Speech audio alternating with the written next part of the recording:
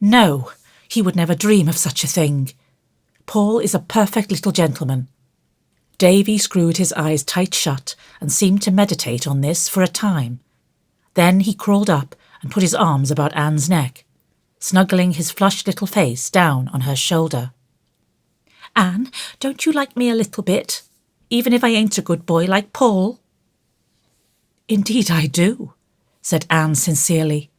Somehow it was impossible to help liking Davy, but I'd like you better still if you weren't so naughty. I did something else today, went on Davy in a muffled voice. I'm sorry now, but I'm awful scared to tell you. You won't be very cross, will you? And you won't tell Marilla, will you? I don't know, Davy. Perhaps I ought to tell her, but I think I can promise you I won't if you promise me that you will never do it again, whatever it is. No, I never will. Anyhow, it's not likely I'd find any more of them this year. I found this one on the cellar steps. Davy, what is it you've done? I put a toad in Marilla's bed. You can go and take it out if you like. But say, Anne, wouldn't it be fun to leave it there?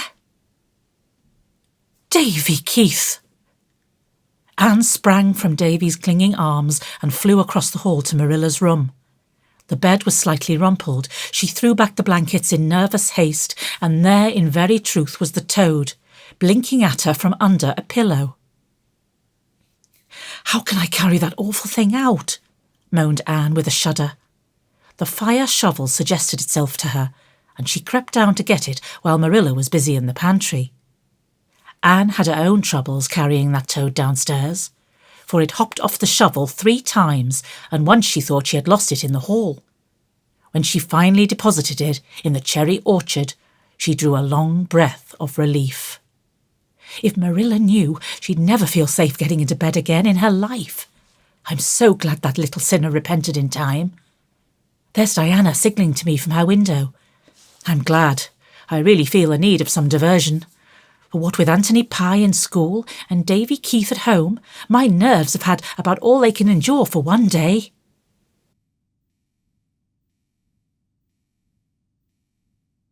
Chapter 9. A Question of Colour. That old nuisance of a Rachel Lynde was here again today, pestering me for a subscription towards buying a carpet for the vestry room, said Mr. Harrison wrathfully. I detest that woman more than anybody I know. She can put a whole sermon, text, comment and application into 6 words and throw it at you like a brick. Anne, who was perched on the edge of the veranda, enjoying the charm of a mild west wind blowing across a newly ploughed field on a grey November twilight, and piping a quaint little melody among the twisted ferns below the garden, turned her dreamy face over her shoulder. The trouble is, you and Mrs. Lynde don't understand one another, she explained. That is always what is wrong when people don't like each other. I didn't like Mrs. Lynde at first either, but as soon as I came to understand her, I learnt to. Mrs. Lynde may be an acquired taste with some folks, but I didn't keep on eating bananas because I was told I'd learn to like them if I did, growled Mr. Harrison. And as for understanding her, I understand that she is a confirmed busybody, and I told her so. Oh, that must have hurt her feelings very much, said Anne reproachfully. How could you say such a thing? I said some dreadful things to Mrs. Lynde long ago, but it was when I had lost my temper. I couldn't say them deliberately. It was the truth, and I believe in telling the truth to everybody. But you don't tell the whole truth, objected Anne. You only tell the disagreeable part of the truth. Now, you've told me a dozen times that my hair was red, but you've never once told me that I had a nice nose. I dare say you know it without any telling, chuckled Mr. Harrison. I know I have red hair too, although it's much darker than it used to be. So there's no need of telling me that either. Well, well, I'll try and not mention it again since you're so sensitive. You must excuse me, Anne. I've got a habit of being outspoken and folks mustn't mind it. But they can't help minding it, and I don't think it's any help that it's your habit. What would you think of a person who went about sticking pins and needles into people and saying, "Excuse me, you mustn't mind it, it's just a habit I've got"? You'd think he was crazy, wouldn't you? And as for Mrs. Lynde being a busybody, perhaps she is. But did you tell her she had a very kind heart and always helped the poor, and never said a word when Timothy Cotton stole a crock of butter out of her dairy and told his wife he'd bought it from her?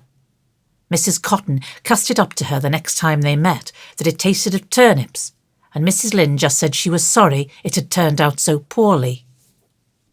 "I suppose she has some good qualities," conceded Mr. Harrison grudgingly. "Most folks have. I have some myself, though you might never suspect it. But anyhow, I ain't going to give anything to that carpet. Folks are everlasting begging for money here, it seems to me. How's your project of painting the hall coming on?" "Splendidly. We had a meeting of the Avis last Friday night, and found that we had plenty of money subscribed to paint the hall and shingle the roof too." "Most people gave very liberally, Mr. Harrison."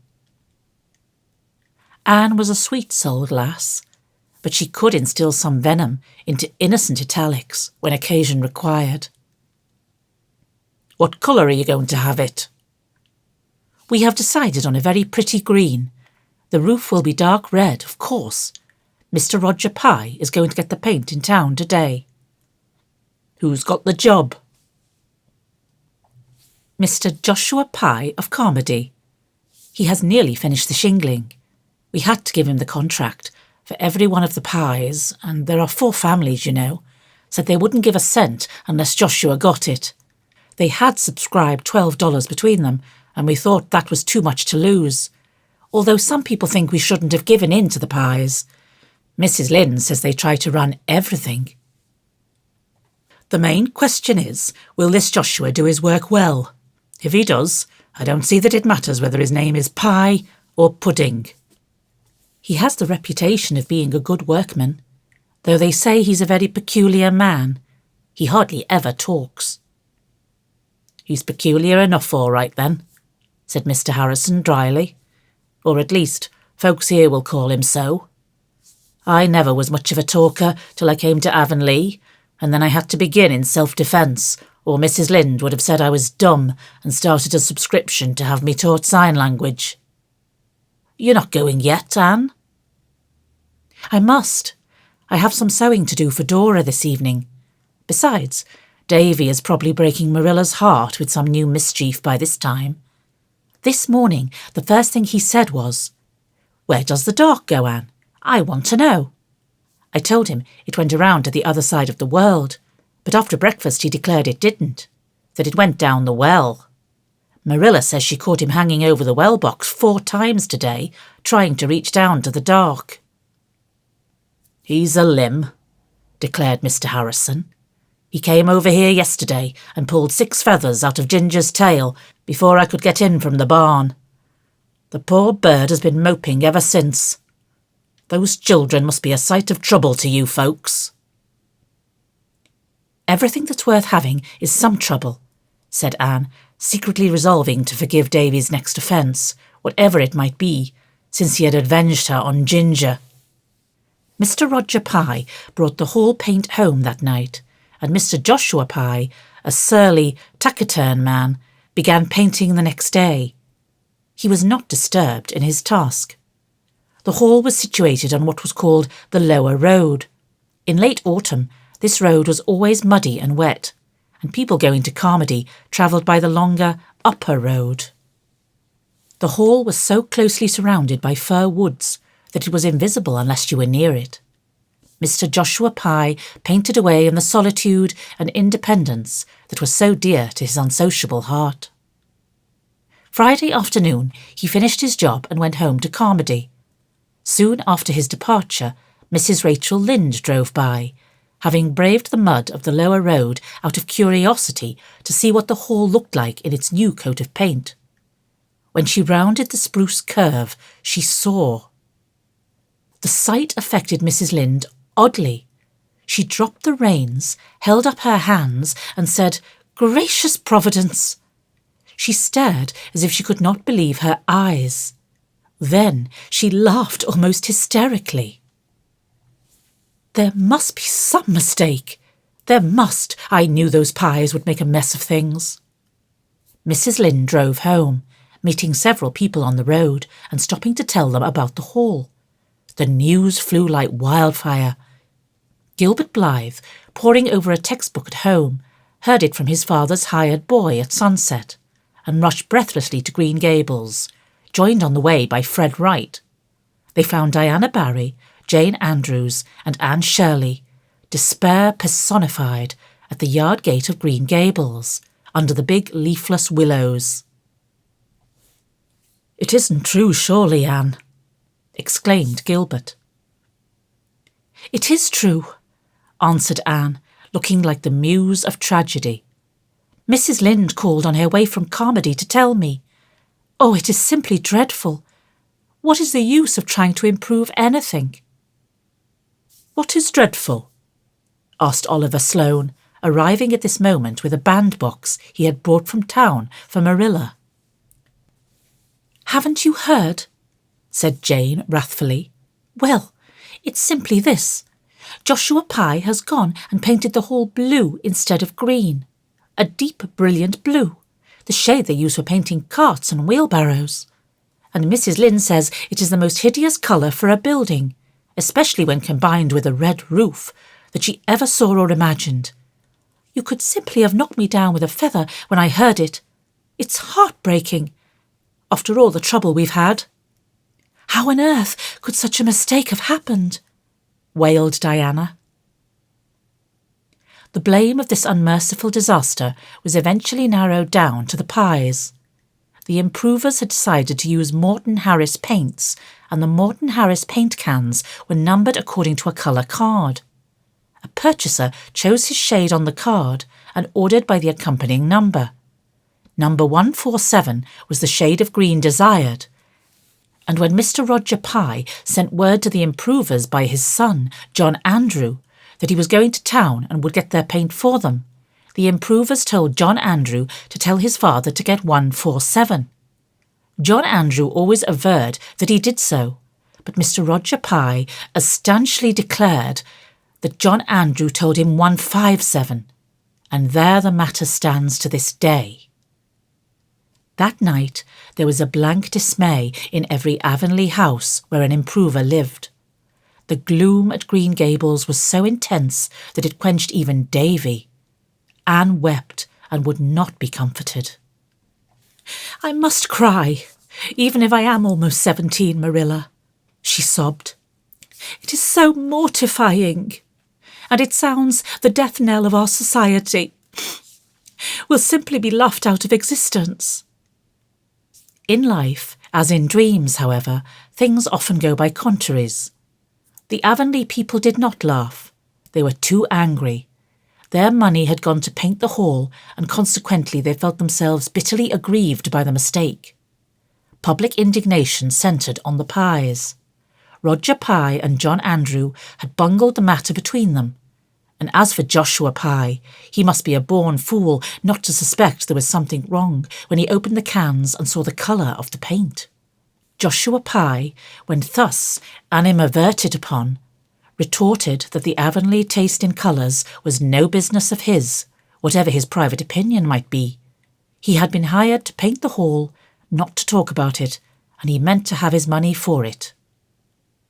The improvers paid him his money in bitterness of spirit, after consulting Mr. Peter Sloane, who was a magistrate. "You will have to pay it," Peter told him.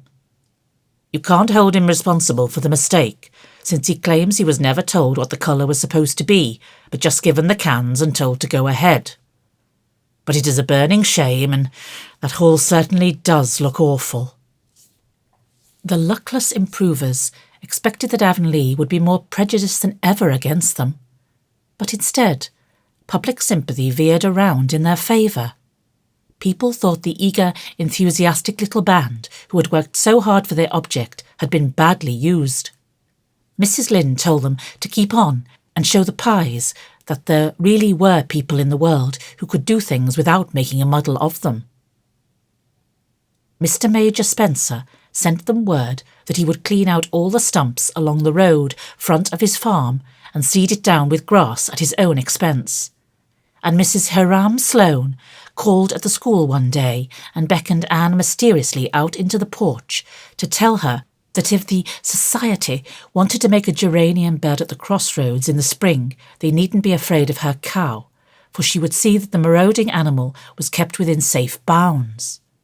Even Mr. Harrison chuckled, if he chuckled at all, in private, and was all sympathy outwardly. "Never mind, Anne. Most paints fade uglier every year, but that blue is as ugly as it can to begin with, so it's bound to fade prettier.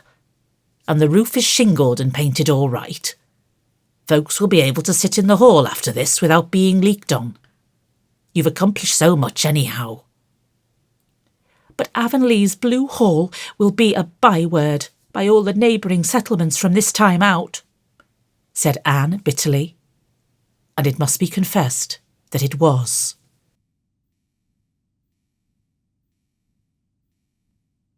Chapter 10.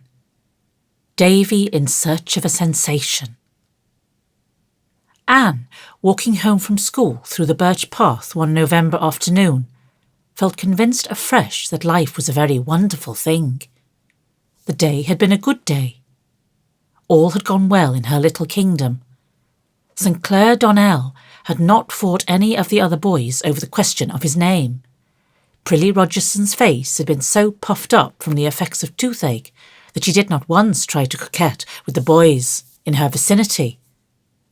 Barbara Shaw had met with only one accident, spilling a dipper of water over the floor, and Anthony Pye had not been in school at all. "What a nice month this November has been," said Anne, who had never quite got over her childish habit of talking to herself. November is usually such a disagreeable month, as if the year had suddenly found out that she was growing old and could do nothing but weep and fret over it. This year is growing old gracefully, just like a stately old lady who knows she can be charming even with grey hair and wrinkles. We've had lovely days and delicious twilights. This last fortnight has been so peaceful, and even Davy has been almost well behaved. I really think he is improving a great deal. How quiet the woods are today. Not a murmur except that soft wind purring in the treetops. It sounds like surf on a faraway shore. How dear the woods are. You beautiful trees. I love every one of you as a friend." Anne paused to throw her arm about a slim young birch and kiss its cream white trunk. Diana, rounding a curve in the path, saw her and laughed.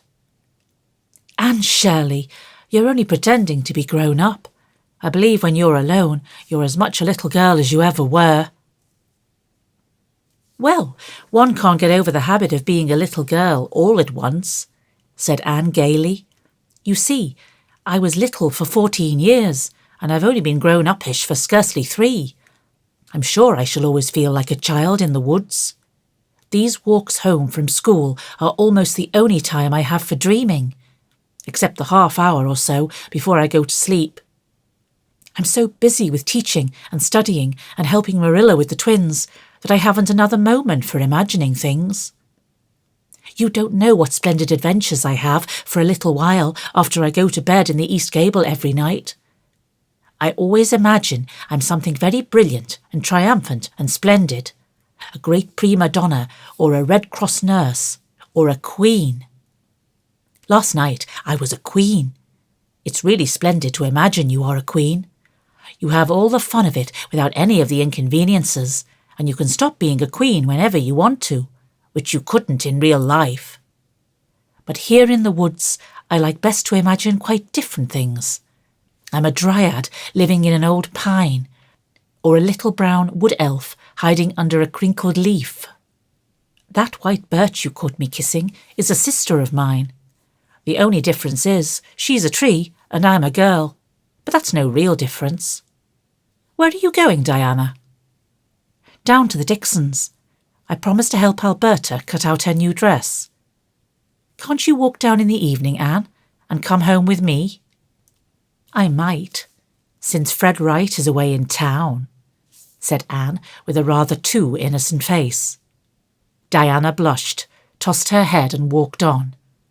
She did not look offended, however. Anne fully intended to go down to the Dixons that evening, but she did not. When she arrived at Green Gables, she found a state of affairs which banished every other thought from her mind. Marilla met her in the yard, a wild-eyed Marilla. "Anne, Dora is lost." "Dora? Lost?" Anne looked at Davy, who was swinging on the yard gate, and detected merriment in his eyes. "Davy, do you know where she is?"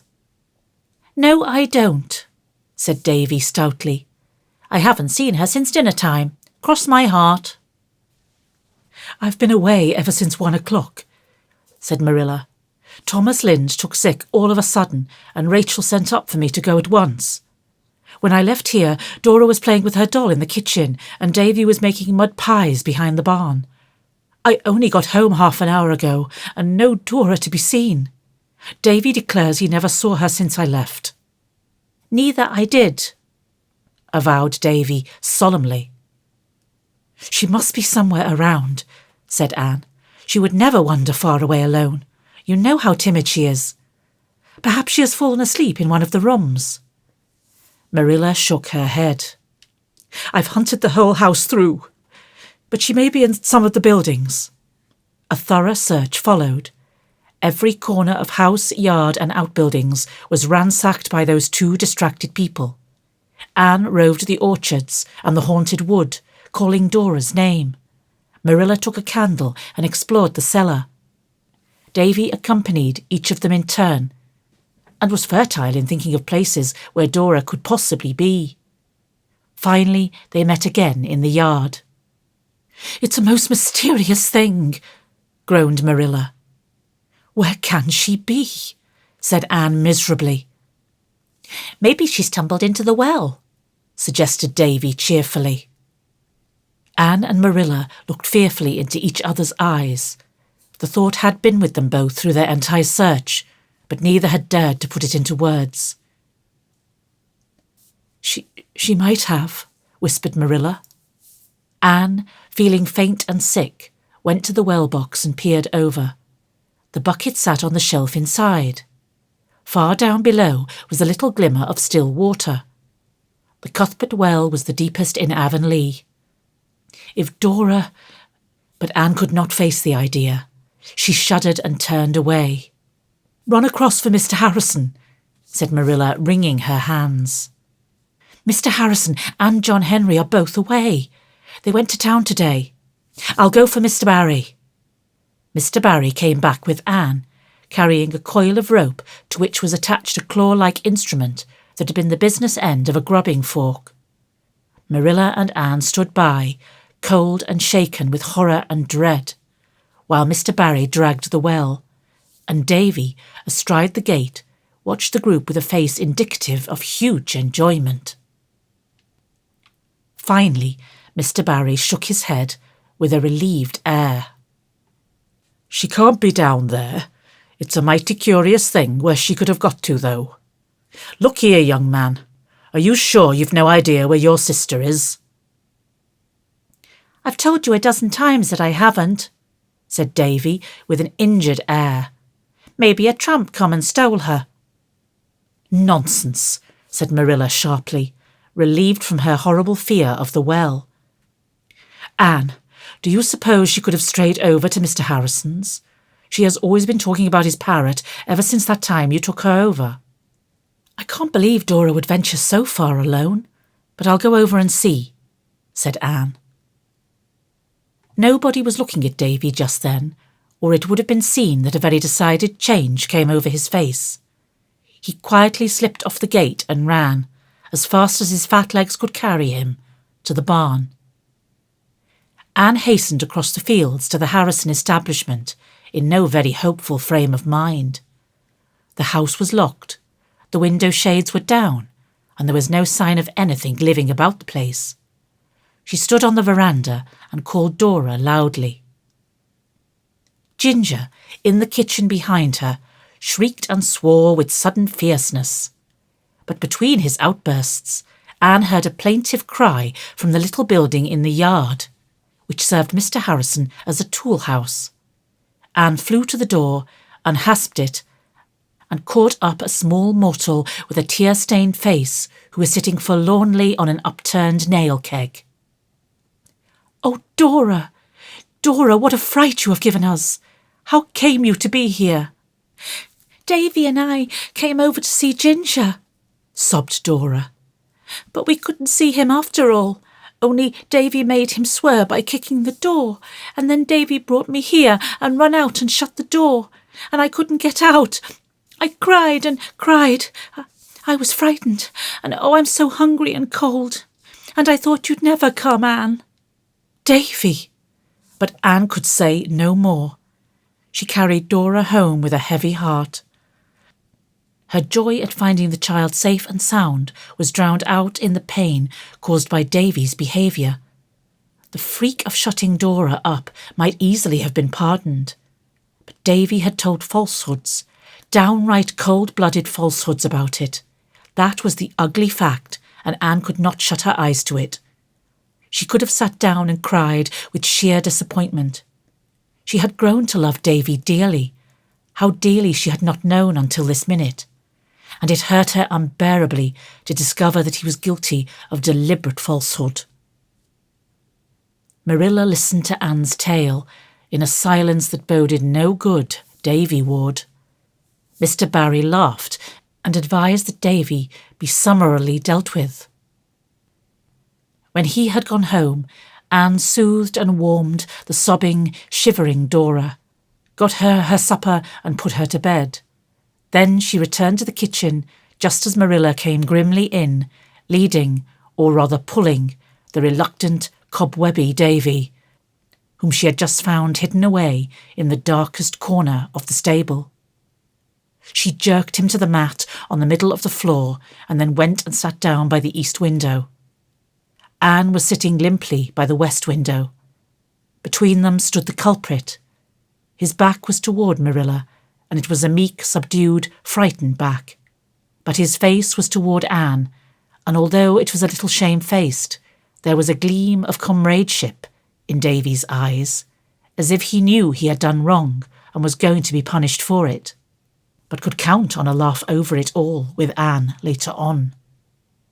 But no half-hidden smile answered him in Anne's grey eyes, as there might have done had it been only a question of mischief. There was something else, something ugly and repulsive. "How could you behave so, Davy?" she asked sorrowfully. Davy squirmed uncomfortably. "I just did it for fun. Things have been so awful quiet here for so long that I thought it would be fun to give you folks a big scare." It was, too. In spite of fear and a little remorse, Davy grinned over the recollection. "But you told a falsehood about it, Davy," said Anne, more sorrowfully than ever. Davy looked puzzled. "What's a falsehood? Do you mean a whopper?" "I mean a story that was not true." "Course I did," said Davy frankly. "If I hadn't, you wouldn't have been scared. I had to tell it." Anne was feeling the reaction from her fright and exertions. Davy's impenitent attitude gave the finishing touch. 2 big tears brimmed up in her eyes. "Oh, Davy, how could you?" she said with a quiver in her voice. "Don't you know how wrong it was?" Davy was aghast. Anne crying. He had made Anne cry. A flood of real remorse rolled like a wave over his warm little heart and engulfed it. He rushed to Anne, hurled himself into her lap, flung his arms around her neck and burst into tears. "I didn't know it was wrong to tell whoppers," he sobbed. "How did you expect me to know it was wrong? All Mr. Sprott's children told them regular every day and crossed their hearts too. I suppose Paul Irving never tells whoppers, and here I've been trying awful hard to be as good as him, but now I suppose you'll never love me again. But I think you might have told me it was wrong. I'm awful sorry I've made you cry, Anne, and I'll never tell a whopper again." Davy buried his face in Anne's shoulder and cried stormily. Anne, in a sudden glad flash of understanding, held him tight and looked over his curly thatch at Marilla. He didn't know it was wrong to tell falsehoods, Marilla. I think we must forgive him for that part of it this time, if he will promise never to say what isn't true again. I never will, now that I know it's bad, asseverated Davy between sobs. If you ever catch me telling a whopper again, you can... Davy groped mentally for a suitable penance. You can skin me alive, Anne. Don't say whopper, Davy. Say falsehood, said the school marm. Why? Queried Davy, settling comfortably down and looking up with a tear-stained, investigating face. Why, ain't whopper as good as falsehood? I want to know. It's just as big a word. It's slang, and it's wrong for little boys to use slang. There's an awful lot of things it's wrong to do, said Davy with a sigh. I never supposed there were so many. I'm sorry it's wrong to tell falsehoods, 'cause it's awful handy. But since it is, I'm never going to tell any more. What are you going to do to me for telling them this time? I want to know. Anne looked beseechingly at Marilla. I don't want to be too hard on the child, said Marilla. I dare say nobody ever did tell him it was wrong to tell lies, and those sprot children were no fit companions for him. Poor Mary was too sick to train him properly, and I presume you couldn't expect a 6-year-old child to know things like that by instinct. I suppose we'll just have to assume he doesn't know anything right and begin at the beginning. But he'll have to be punished for shutting Dora up, and I can't think of any way except to send him to bed without his supper, and we've done that so often. Can't you suggest something else, Anne? I should think you ought to be able to, with that imagination you're always talking of. But punishments are so horrid, and I like to imagine only pleasant things, said Anne, cuddling Davy. There are so many unpleasant things in the world already that there is no use in imagining any more. In the end, Davy was sent to bed, as usual, there to remain until noon next day. He evidently did some thinking, for when Anne went up to her room a little later, she heard him calling her name softly. Going in, she found him sitting up in bed, with his elbows on his knees, and his chin propped on his hands. Anne, he said solemnly, is it wrong for everybody to tell falsehoods? I want to know. Yes, indeed. Is it wrong for a grown-up person? Yes. Then, said Davy decidedly, Marilla is bad, for she tells them, and she's worse than me, for I didn't know it was wrong, but she does. Davy, Keith, Marilla never told a story in her life, said Anne indignantly. She did so. She told me last Tuesday that something dreadful would happen to me if I didn't say my prayers every night. And I haven't said them for over a week, just to see what would happen. And nothing has, concluded Davy in an aggrieved tone. Anne choked back a mad desire to laugh with the conviction that it would be fatal, and then earnestly set about saving Marilla's reputation. Why, Davy Keith, she said solemnly, something dreadful has happened to you this very day. Davy looked sceptical. I suppose you mean being sent to bed without any supper, he said scornfully. But that isn't dreadful. Course, I don't like it, but I've been sent to bed so much since I come here that I'm getting used to it. And you don't save anything by making me go without supper either, for I always eat twice as much for breakfast. I don't mean you're being sent to bed. I mean the fact that you told a falsehood today. And Davy. Anne leaned over the footboard of the bed and shook her finger impressively at the culprit. For a boy to tell what isn't true is almost the worst thing that could happen to him, almost the very worst. So you see, Marilla told you the truth. But I thought that something bad would be exciting, protested Davy in an injured tone. Marilla isn't to blame for what you thought. Bad things aren't always exciting. They're very often just nasty and stupid. "It was awful funny to see Marilla and you looking down the well, though," said Davy, hugging his knees. Anne kept a sober face until she got downstairs, and then she collapsed on the sitting-room lounge and laughed until her sides ached. "I wish you'd tell me the joke," said Marilla, a little grimly. "I haven't seen much to laugh at today." "You'll laugh when you hear this," assured Anne. And Marilla did laugh, which showed how much her education had advanced since the adoption of Anne. But she sighed immediately afterwards. "I suppose I shouldn't have told him that, although I heard a minister say it to a child once. But he did aggravate me so. It was that night you were at the comedy concert and I was putting him to bed. He said he didn't see the good of praying until he got big enough to be of some importance to God. Anne, I do not know what we are going to do with that child. I never saw his beat. I'm feeling clean discouraged." "Oh, don't say that, Marilla. Remember how bad I was when I came here?" "Anne, you never were bad. Never. I see that now, when I've learned what real badness is. You were always getting into terrible scrapes, I'll admit, but your motive was always good. Davy is just bad from the sheer love of it." "Oh, no, I don't think it is real badness with him either," pleaded Anne. "It's just mischief. And it is rather quiet for him here, you know. He has no other boys to play with, and his mind has to have something to occupy it. Dora is so prim and proper, she is no good for a boy's playmate. I really think it would be better to let them go to school, Marilla." "No," said Marilla resolutely. "My father always said that no child should be cooped up in the four walls of a school until it was 7 years old. And Mr. Allen says the same thing. The twins can have a few lessons at home, but go to school they shan't till they're 7. "Well, we must try to reform Davy at home then," said Anne cheerfully. "With all his faults, he's really a dear little chap. I can't help loving him. Marilla, it may be a dreadful thing to say, but honestly, I like Davy better than Dora, for all she's so good." "I don't know but that I do myself," confessed Marilla. "And it isn't fair, for Dora isn't a bit of trouble. There couldn't be a better child, and you'd hardly know she was in the house."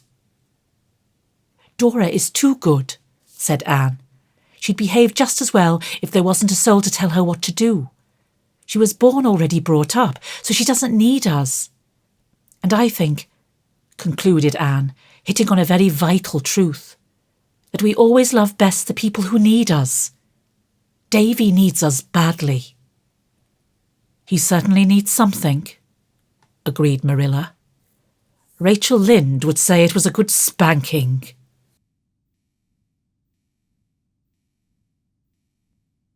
Chapter 11. Facts and Fancies. "Teaching is really very interesting work," wrote Anne to a Queen's Academy chum. "Jane says she thinks it is monotonous, but I don't find it so.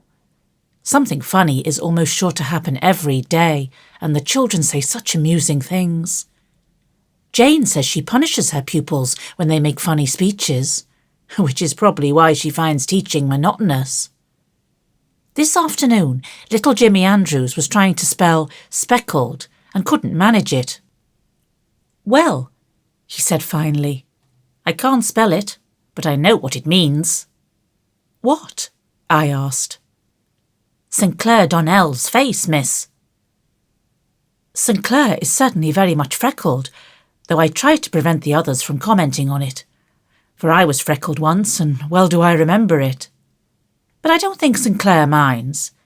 It was because Jimmy called him St. Clair that St. Clair pounded him on the way home from school. I heard of the pounding, but not officially, so I don't think I'll take any notice of it. Yesterday, I was trying to teach Lottie Wright to do addition. I said, 'If you had 3 candies in one hand and 2 in the other, how many would you have altogether?' 'A mouthful,' said Lottie. And in the nature study class, when I asked them to give me a good reason why toads shouldn't be killed, Benji Sloane gravely answered, 'Because it would rain the next day.' It's so hard not to laugh, Stella. I have to save up all my amusement until I get home, and Marilla says it makes her nervous to hear wild shrieks of mirth proceeding from the east gable without any apparent cause. She says a man in Grafton went insane once, and that was how it began. Did you know that Thomas à Becket was canonised as a snake? Rose Bell says he was. Also that William Tyndale wrote the New Testament. Claude White says a glacier is a man who puts in window frames. I think the most difficult thing in teaching, as well as the most interesting, is to get the children to tell you their real thoughts about things. One stormy day last week, I gathered them around me at dinner hour and tried to get them to talk to me just as if I was one of themselves. I asked them to tell me the things they most wanted. Some of the answers were commonplace enough: dolls, ponies and skates. Others were decidedly original. Hester Bolter wanted to wear her Sunday dress every day and eat in the sitting room. Hannah Bell wanted to be good without having to take any trouble about it. Marjorie White, aged 10, wanted to be a widow. Questioned why, she gravely said that if you weren't married, people called you an old maid. And if you were, your husband bossed you. But if you were a widow, there'd be no danger of either. The most remarkable wish was Sally Bell's. She wanted a honeymoon. I asked her if she knew what it was, and she said she thought it was an extra nice kind of bicycle because her cousin in Montreal went on a honeymoon when he was married, and he always had the very latest in bicycles. Another day, I asked them all to tell me the naughtiest thing they had ever done. I couldn't get the older ones to do so, but the third class answered quite freely. Eliza Bell had set fire to her aunt's carded rolls. Asked if she meant to do it, she said, "Not altogether." She just tried a little end to see how it would burn, and the whole bundle blazed up in a jiffy. Emerson Gillis had spent 10 cents for candy when he should have put it in his missionary box. Annetta Bell's worst crime was eating some blueberries that grew in the graveyard. Willie White had slid down the sheep house roof a lot of times with his Sunday trousers on. But I was punished for it, because I had to wear patched pants to Sunday school all summer, and when you're punished for a thing, you don't have to repent of it, declared Willie. I wish you could see some of their compositions. So much do I wish it that I'll send you copies of some written recently. Last week I told the 4th class I wanted them to write me letters about anything they pleased, adding by way of suggestion that they might tell me of some place they had visited or some interesting thing or person they had seen. They were to write the letters on real notepaper, seal them in an envelope and address them to me, all without any assistance from other people. Last Friday morning I found a pile of letters on my desk, and that evening I realised afresh that teaching has its pleasures as well as its pains. Those compositions would atone for much. Here is Ned Clay's. Address, spelling and grammar as originally penned. Miss Teacher Shirley. Green Gables. P.E. Island, Can. Birds. Dear Teacher, I think I will write you a composition about birds. Birds is very useful animals. My cat catches birds. His name is William, but Pa calls him Tom. He is all striped, and he got one of his ears froze off last winter. Only for that he would be a good-looking cat. My uncle has adopted a cat. It come to his house one day and wouldn't go away. My uncle says it has forgot more than most people ever knowed. He lets it sleep in his rocking chair, and my aunt says he thinks more of it than he does of his children. That is not right. We ought to be kind to cats and give them new milk, but we ought not to be better to them than to our children. This is all I can think of, so no more at present. From Edward Blake Clay. St. Clair Donnell's is, as usual, short and to the point. Sinclair never wastes words. I do not think he chose his subject or added the postscript out of malice aforethought. It is just that he has not a great deal of tact or imagination. Dear Miss Shirley, you told us to describe something strange we have seen. I will describe the Avonlea Hall. It has 2 doors, an inside one and an outside one. It has 6 windows and a chimney. It has 2 ends and 2 sides. It is painted blue. That is what makes it strange. It is built on the Lower Carmody Road. It is the 3rd most important building in Avonlea. The others are the church and the blacksmith shop. They hold debating clubs and lectures in it, and concerts. Yours truly, Jacob Donnell. P.S. The hall is a very bright blue. Annetta Bell's letter was quite long, which surprised me, for writing essays is not Annetta's forte, and hers are generally as brief as Sinclair's.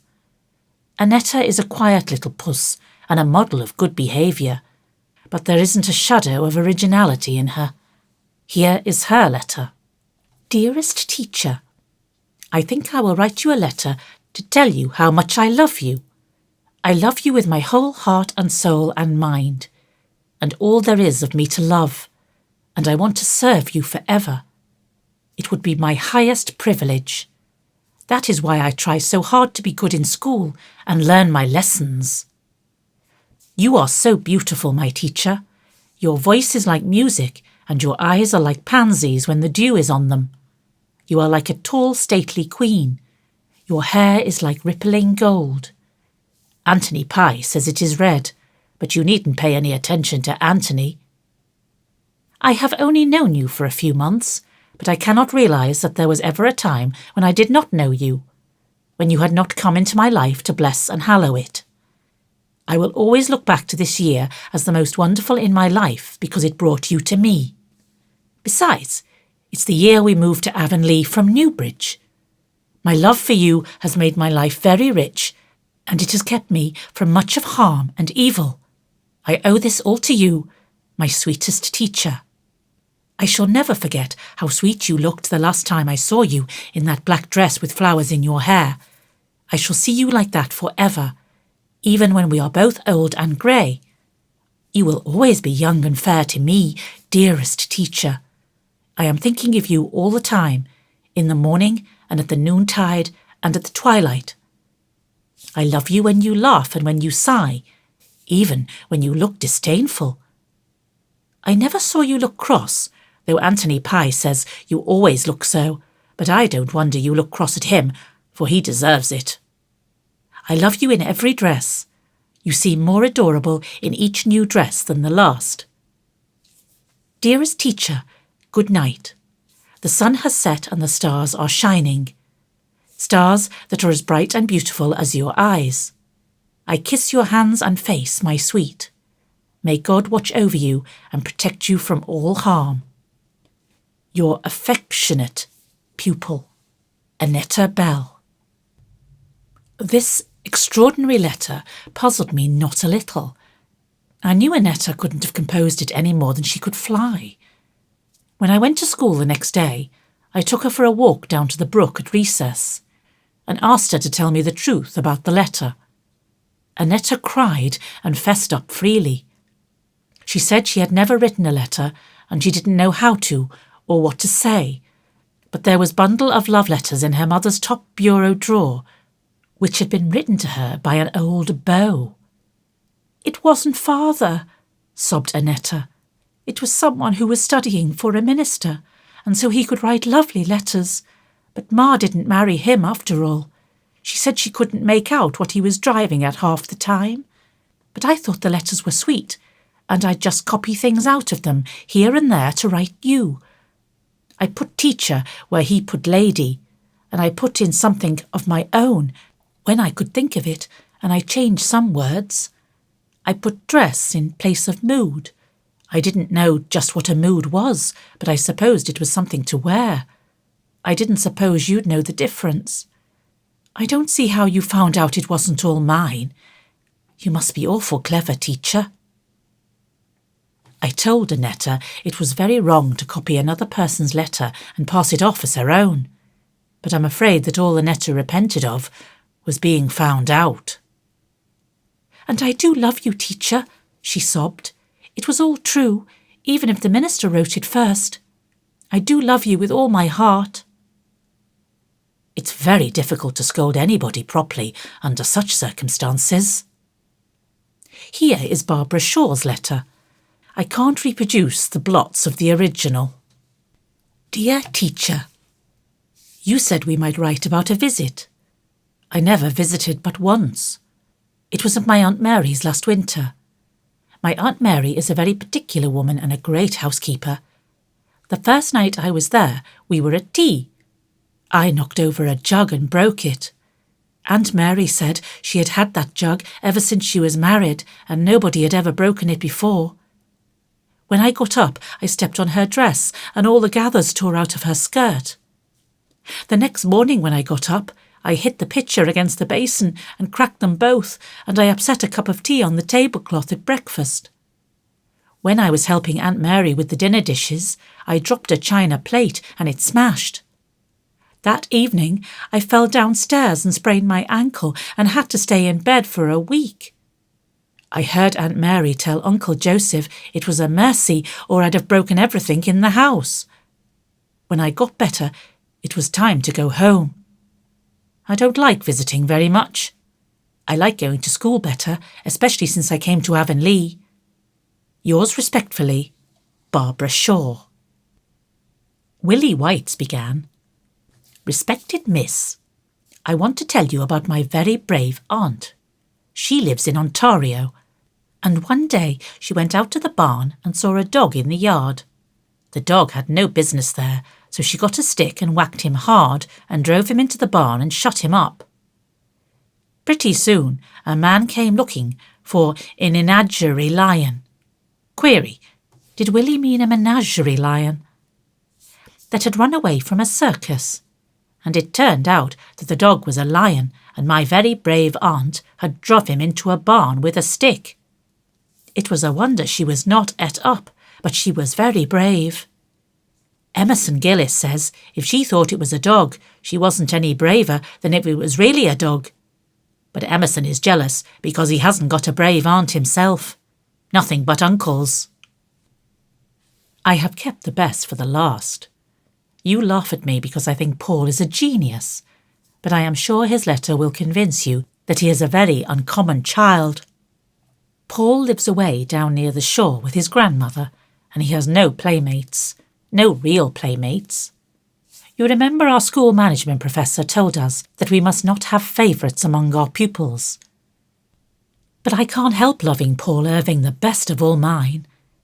I don't think it does any harm, though for everybody loves Paul, even Mrs. Lynde, who says she could never have believed she gets so fond of a Yankee. The other boys in school like him too. There is nothing weak or girlish about him, in spite of his dreams and fancies. He is very manly and can hold his own in all games. He fought St. Clair Donnell recently, because St. Clair said the Union Jack was away ahead of the Stars and Stripes as a flag. The result was a drawn battle and a mutual agreement to respect each other's patriotism henceforth. St. Clair says he can hit the hardest, but Paul can hit the oftenest. Paul's letter. My dear teacher, you told us we might write you about some interesting people we knew. I think the most interesting people I know are my rock people, and I mean to tell you about them. I have never told anybody about them except Grandma and Father, but I would like to have you know about them because you understand things. There are a great many people who do not understand things, so there is no use in telling them. My rock people live at the shore. I used to visit them almost every evening before the winter came. Now I can't go till spring, but they will be there, for people like that never change. That is the splendid thing about them. Nora was the first one of them I got acquainted with, and so I think I love her the best. She lives in Andrew's Cove, and she has black hair and black eyes, and she knows all about the mermaids and the water kelpies. You ought to hear the stories she can tell. Then there are the twin sailors. They don't live anywhere, they sail all the time, but they often come ashore to talk to me. They are a pair of jolly tars, and they have seen everything in the world, and more than what is in the world. Do you know what happened to the youngest twin sailor once? He was sailing, and he sailed right into a moon glade. A moon glade is the track the full moon makes on the water when it is rising from the sea, you know, teacher. Well, the youngest twin sailor sailed along the moon glade till he came right up to the moon, and there was a little golden door in the moon, and he opened it and sailed right through. He had some wonderful adventures in the moon, and it would make this letter too long to tell them. Then there is the Golden Lady of the Cave. One day I found a big cave down on the shore, and I went away in, and after a while I found the Golden Lady.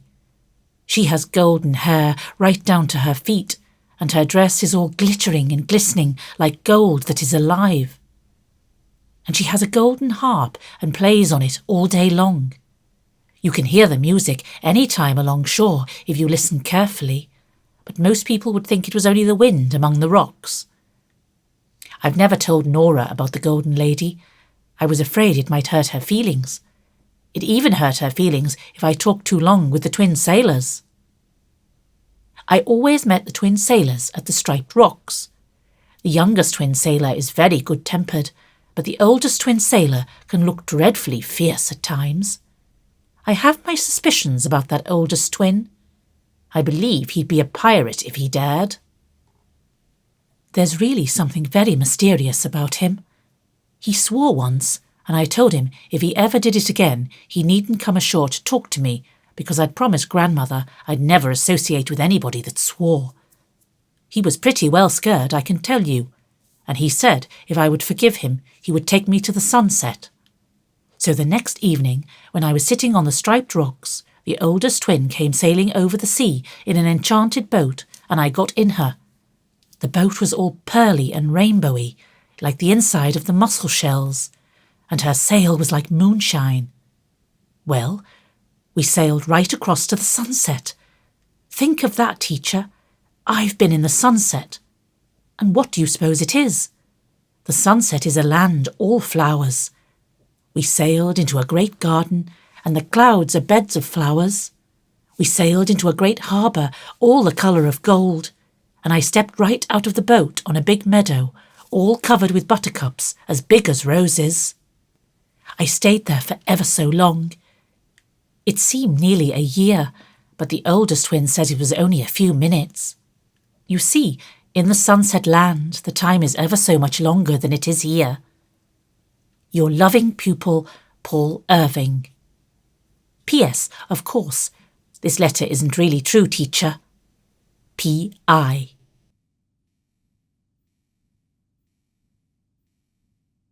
Chapter 12. A Jonah Day. It really began the night before with a restless, wakeful Virgil of grumbling toothache. When Anne arose in the dull, bitter winter morning, she felt that life was flat, stale, and unprofitable. She went to school in no angelic mood.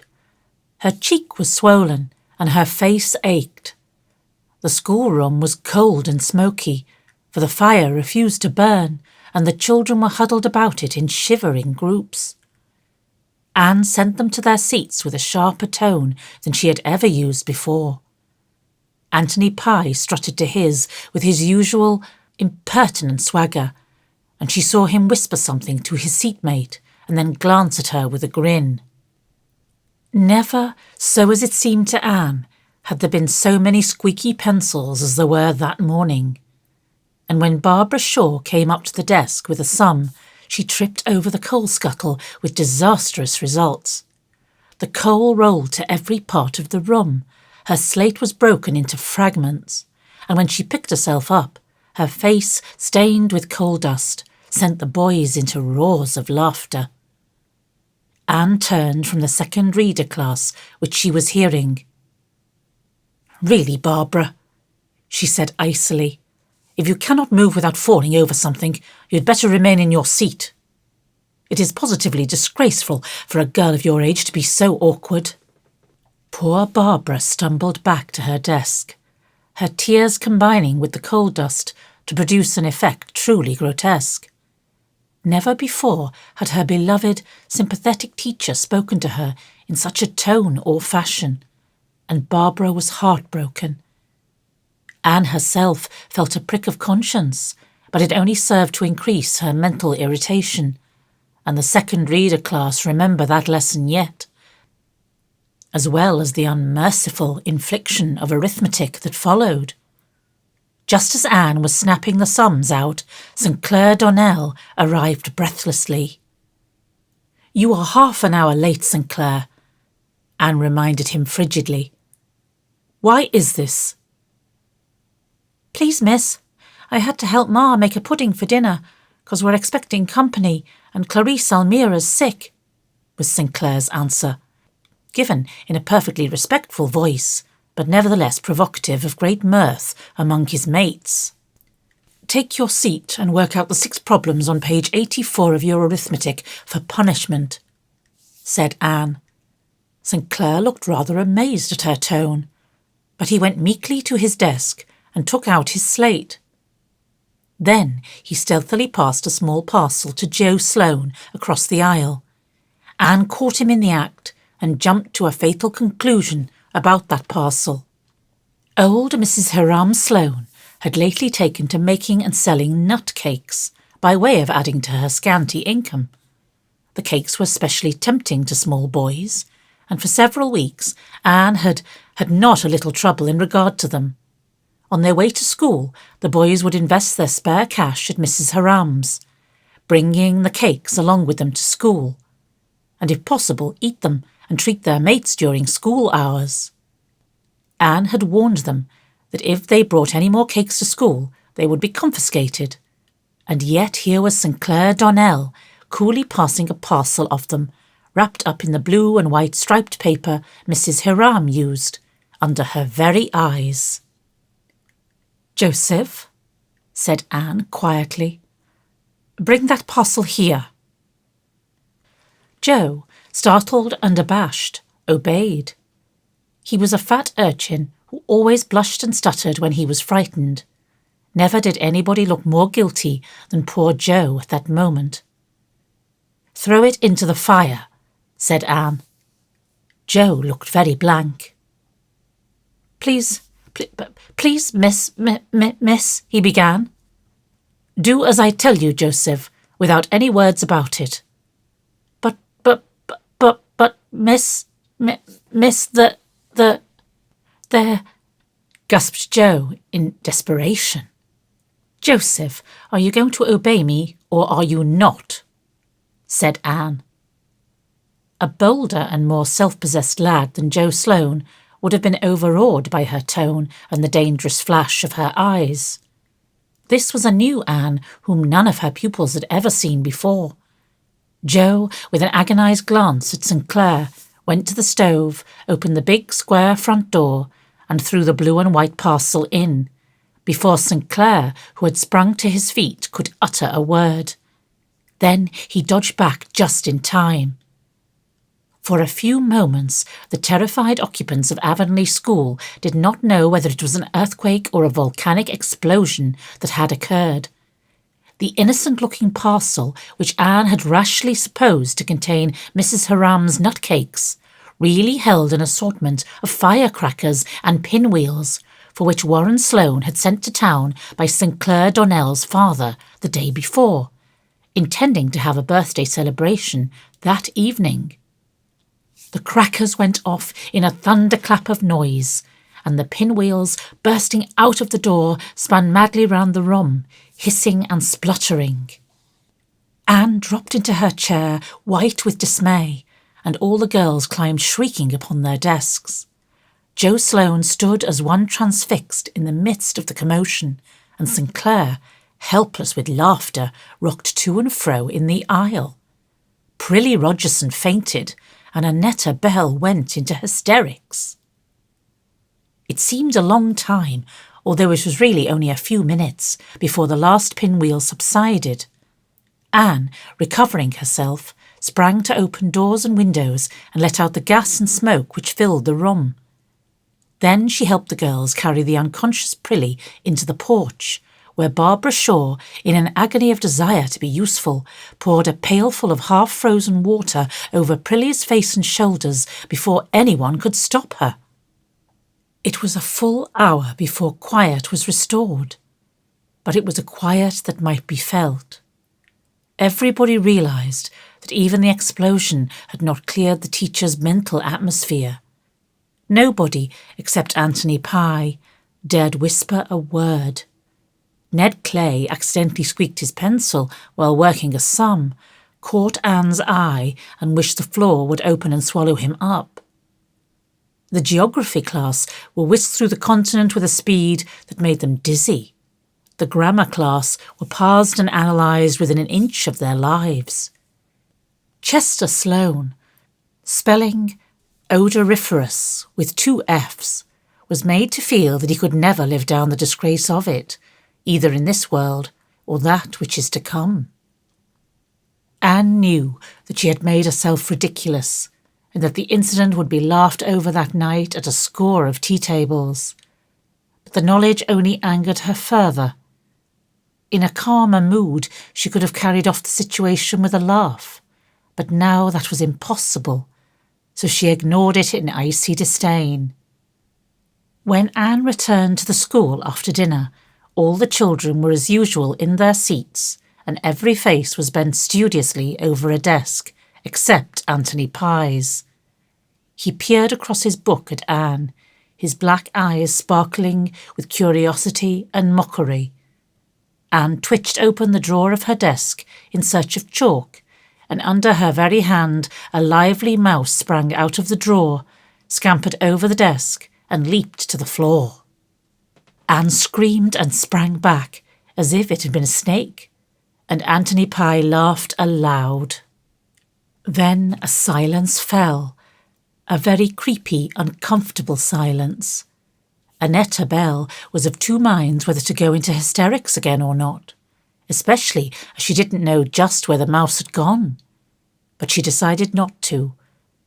Who could take any comfort out of hysterics with a teacher so white-faced and so blazing-eyed standing before one? "Who put the mouse in my desk?" said Anne. Her voice was quite low, but it made a shiver go up and down Paul Irving's spine. Joe Sloane caught her eye, felt responsible from the crown of his head to the sole of his feet, but stuttered out wildly, Not me, teacher, not me. Anne paid no attention to the wretched Joseph. She looked at Anthony Pye, and Anthony Pye looked back unabashed and unashamed. "Anthony, was it you?" "Yes, it was," said Anthony insolently. Anne took her pointer from her desk. It was a long, heavy hardwood pointer. "Come here, Anthony." It was far from being the most severe punishment Anthony Pye had ever undergone. Anne, even the stormy-souled Anne she was at that moment, could not have punished any child cruelly. But the pointer nipped keenly, and finally Anthony's bravado failed him. He winced, and the tears came to his eyes. Anne, conscience-stricken, dropped the pointer and told Anthony to go to his seat. She sat down at her desk feeling ashamed, repentant and bitterly mortified. Her quick anger was gone, and she would have given much to have been able to seek relief in tears. So all her boasts had come to this. She had actually whipped one of her pupils. How Jane would triumph, and how Mr. Harrison would chuckle. But worse than this, bitterest thought of all, she had lost her last chance of winning Anthony Pye. Never would he like her now. Anne, by what somebody had called a Herculean effort, kept back her tears until she got home that night. Then she shut herself in the east gable room and wept all her shame and remorse and disappointment into her pillows. Wept so long that Marilla grew alarmed, invaded the room, and insisted on knowing what the trouble was. "The trouble is, I've got things the matter with my conscience," sobbed Anne. "Oh, this has been such a Jonah day, Marilla. I'm so ashamed of myself. I lost my temper and whipped Anthony Pye." "I'm glad to hear it," said Marilla with decision. "It's what you should have done long ago." "Oh, no, Marilla. And I don't see how I can ever look those children in the face again. I feel that I have humiliated myself to the very dust. You don't know how cross and hateful and horrid I was. I can't forget the expression in Paul Irving's eyes. He looked so surprised and disappointed. Oh, Marilla, I have tried so hard to be patient and to win Anthony's liking. And now it has all gone for nothing." Marilla passed her hard, work-worn hand over the girl's glossy, tumbled hair with a wonderful tenderness. When Anne's sobs grew quieter, she said very gently for her, "You take things too much to heart, Anne. We all make mistakes, but people forget them. And Jonah days come to everybody. As for Anthony Pye, why need you care if he does dislike you? He is the only one." "I can't help it. I want everybody to love me, and it hurts me so when anybody doesn't. And Anthony never will now. Oh, I just made an idiot of myself today, Marilla. I'll tell you the whole story." Marilla listened to the whole story, and if she smiled at certain parts of it, Anne never knew. When the tale was ended, she said briskly, "Well, never mind. This day's done, and there's a new one coming tomorrow, with no mistakes in it yet, as you used to say yourself. Just come downstairs and have your supper. You'll see if a good cup of tea and those plum puffs I made today won't hearten you up." "Plum puffs won't minister to a mind diseased," said Anne disconsolately. But Marilla thought it a good sign that she had recovered sufficiently to adapt a quotation. The cheerful supper table, with the twins' bright faces and Marilla's matchless plum puffs, of which Davy ate 4, did hearten her up considerably after all.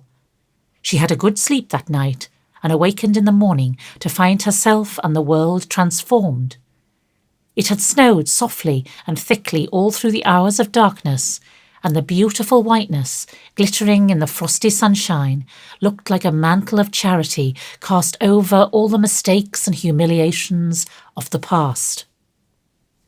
"Every morn is a fresh beginning, every morn is the world made new," sang Anne as she dressed.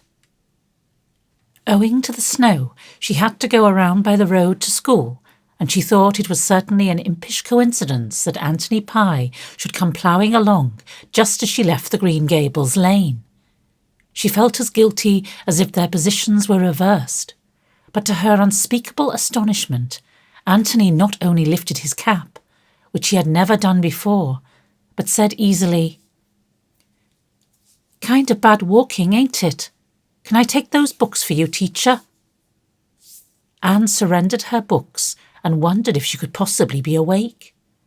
Anthony walked on in silence to the school, but when Anne took her books she smiled down at him. Not the stereotyped kind smile she had so persistently assumed for his benefit, but a sudden outflashing of good comradeship. Anthony smiled. No, if the truth must be told, Anthony grinned back. A grin is not generally supposed to be a respectful thing, yet Anne suddenly felt that if she had not yet won Anthony's liking, she had, somehow or other, won his respect. Mrs. Rachel Lynde came up the next Saturday and confirmed this. "Well, Anne, I guess you've won over Anthony Pye, that's what. He says he believes you are some good after all, even if you are a girl. Says that whipping you gave him was just as good as a man's." I never expected to win him by whipping him, though, said Anne, a little mournfully, feeling that her ideals had played her false somewhere. It doesn't seem right. I'm sure my theory of kindness can't be wrong. No, but the pies are an exception to every known rule, that's what, declared Mrs. Rachel with conviction. Mr. Harrison said, "Thought you'd come to it," when he heard it, and Jane rubbed it in rather unmercifully.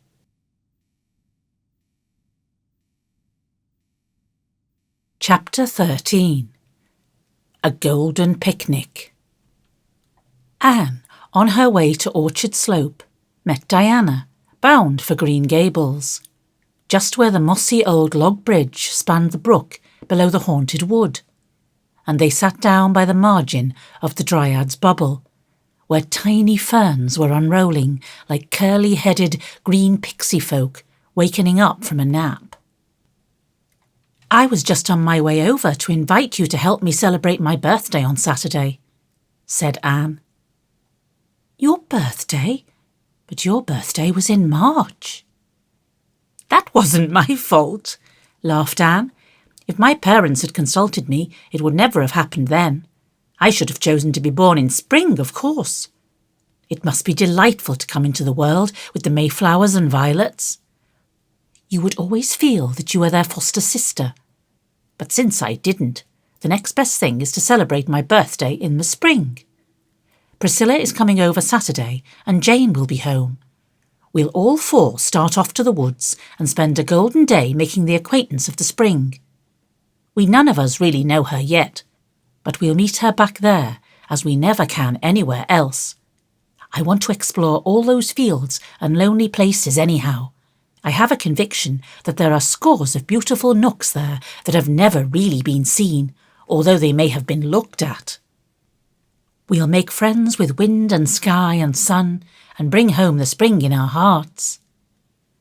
"It sounds awfully nice," said Diana, with some inward distrust of Anne's magic of words. "But won't it be very damp in some places yet?" "Oh, we'll wear rubbers," was Anne's concession to practicalities. "And I want you to come over early Saturday morning and help me prepare lunch. I'm going to have the daintiest things possible. Things that will match the spring, you understand. Little jelly tarts and lady fingers, and drop cookies frosted with pink and yellow icing, and buttercup cake. And we must have sandwiches too, though they're not very poetical." Saturday proved an ideal day for a picnic. A day of breeze and blue, warm, sunny, with a little rollicking wind blowing across meadow and orchard. Over every sunlit upland and field was a delicate flower-starred green. Mr. Harrison, harrowing at the back of his farm and feeling some of the spring witch-work even in his sober, middle-aged blood, saw 4 girls, basket-laden, tripping across the end of his field where it joined a fringing woodland of birch and fir. Their blithe voices and laughter echoed down to him. "It's so easy to be happy on a day like this, isn't it?" Anne was saying, with true Annish philosophy. "Let's try to make this a really golden day, girls, a day to which we can always look back with delight. We're to seek for beauty and refuse to see anything else. Begone, dull care. Jane, you are thinking of something that went wrong in school yesterday." "How do you know?" gasped Jane, amazed. "Oh, I know the expression. I've felt it often enough on my own face. But put it out of your mind, there's a dear. It will keep till Monday, or if it doesn't, so much the better. Oh, girls, see that patch of violets? There's something for memory's picture gallery. When I'm 80 years old, if I ever am, I shall shut my eyes and see those violets just as I see them now. That's the first good gift our day has given us. If a kiss could be seen, I think it would look like a violet," said Priscilla. Anne glowed. "I'm so glad you spoke that thought, Priscilla, instead of just thinking it and keeping it to yourself. This world would be a much more interesting place, although it is very interesting anyhow, if people spoke out their real thoughts. It would be too hot to hold some folks, quoted Jane sagely. I suppose it might be, but that would be their own faults for thinking nasty things. Anyhow, we can tell all our thoughts today because we are going to have nothing but beautiful thoughts. Everybody can say just what comes into their head. That is conversation. Here's a little path I never saw before. Let's explore it. The path was a winding one, so narrow that the girls walked in single file, and even then the fir boughs brushed their faces. Under the firs were velvety cushions of moss, and further on, where the trees were smaller and fewer, the ground was rich in a variety of green growing things. What a lot of elephants' ears, exclaimed Diana. I'm going to pick a big bunch. They're so pretty. How did such graceful feathery things ever come to have such a dreadful name? Asked Priscilla. Because the person who first named them either had no imagination at all or else far too much, said Anne. Oh, girls, look at that. That was a shallow woodland pool in the centre of a little open glade where the path ended. Later on in the season it would be dried up, and its place filled with a rank growth of ferns. But now it was a glimmering placid sheet, round as a saucer and clear as crystal. A ring of slender young birches encircled it, and little ferns fringed its margin. How sweet, said Jane. Let us dance around it like wood nymphs, cried Anne, dropping her basket and extending her hands. But the dance was not a success, for the ground was boggy, and Jane's rubbers came off. You can't be a wood nymph if you have to wear rubbers, was her decision. Well, we must name this place before we leave it, said Anne, yielding to the indisputable logic of facts. Everybody suggest a name and we'll draw lots. Diana? Birch Pool, suggested Diana promptly. Crystal Lake, said Jane.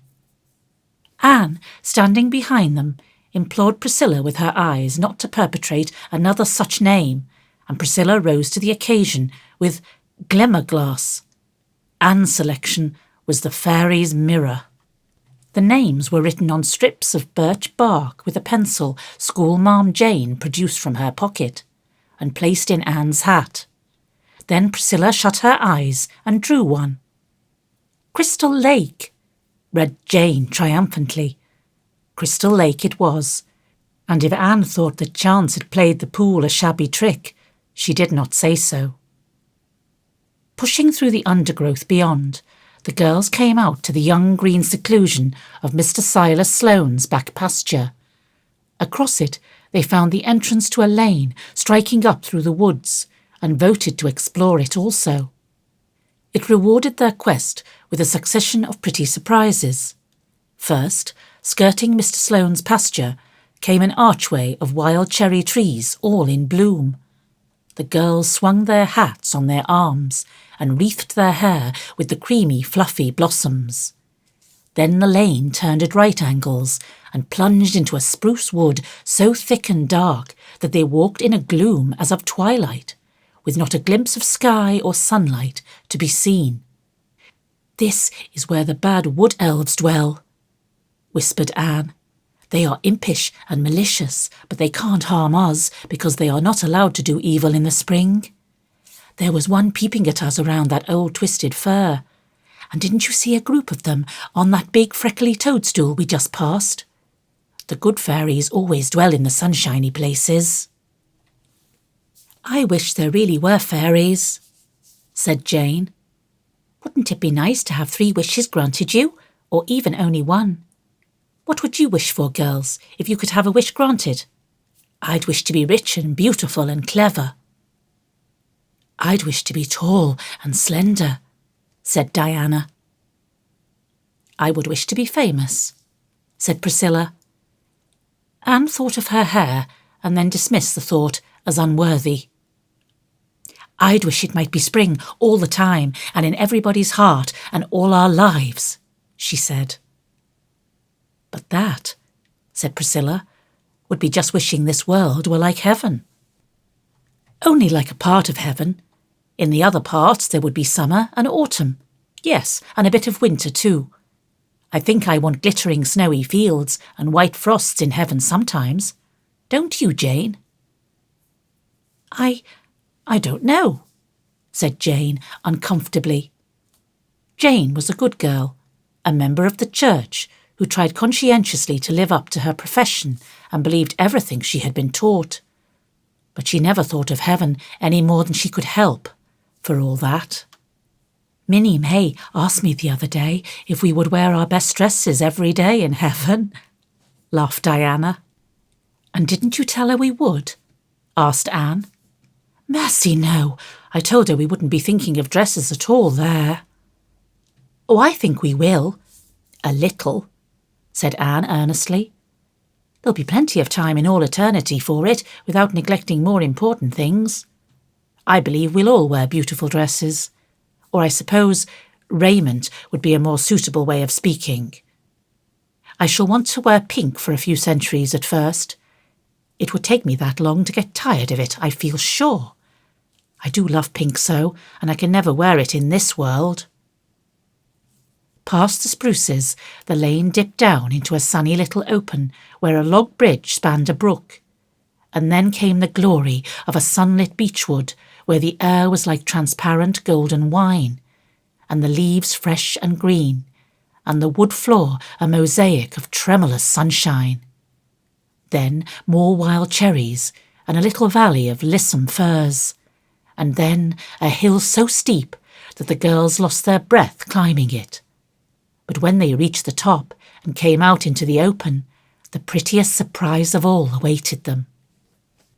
Beyond were the back fields of the farms that ran out to the Upper Carmody Road.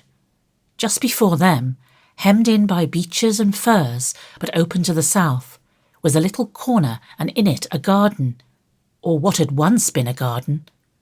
A tumble-down stone dyke, overgrown with mosses and grass, surrounded it. Along the eastern side ran a row of garden cherry trees, white as a snowdrift. There were traces of old paths still, and a double line of rose bushes through the middle, but all the rest of the space was a sheet of yellow and white narcissi, in their airiest, most lavish, wind-swayed bloom above the lush green grasses. "Oh, how perfectly lovely!" 3 of the girls cried. Anne only gazed in eloquent silence. "How in the world does it happen that there ever was a garden back here?" said Priscilla in amazement. "It must be Hester Gray's garden," said Diana. "I've heard Mother speak of it, but I never saw it before, and I wouldn't have supposed that it could be in existence still. You've heard the story, Anne?" "No, but the name seems familiar to me." "Oh, you've seen it in the graveyard. She is buried down there in the poplar corner. You know, the little brown stone with the opening gates carved on it, and sacred to the memory of Hester Gray, aged 22. Jordan Gray is buried right beside her, but there's no stone to him. It's a wonder Marilla never told you about it, Anne. To be sure, it happened 30 years ago, and everybody has forgotten." "Well, if there's a story, we must have it," said Anne. "Let's sit right down here among the narcissi, and Diana will tell it. Why, girls, there are hundreds of them. They've spread over everything. It looks as if the garden were carpeted with moonshine and sunshine combined. This is a discovery worth making. To think that I've lived within a mile of this place for 6 years and have never seen it before. Now, Diana." "Long ago," began Diana, "this farm belonged to old Mr. David Gray. He didn't live on it. He lived where Silas Sloane lives now. He had one son, Jordan, and he went up to Boston one winter to work, and while he was there he fell in love with a girl named Hester Murray. She was working in a store, and she hated it. She'd been brought up in the country, and she always wanted to get back. When Jordan asked her to marry him, she said she would if he'd take her away to some quiet spot where she'd see nothing but fields and trees. So he brought her to Avonlea. Mrs. Lynn said he was taking a fearful risk in marrying a Yankee, and it's certain that Hester was very delicate and a very poor housekeeper. But Mother says she was very pretty and sweet, and Jordan just worshipped the ground she walked on. Well, Mr. Gray gave Jordan this farm, and he built a little house back here, and Jordan and Hester lived in it for 4 years. She never went out much, and hardly anybody went to see her except Mother and Mrs. Lind. Jordan made her this garden, and she was crazy about it and spent most of her time in it. She wasn't much of a housekeeper, but she had a knack with flowers. And then she got sick. Mother says she thinks she was in consumption before she ever came here. She never really laid up, but just grew weaker and weaker all the time. Jordan wouldn't have anybody to wait on her.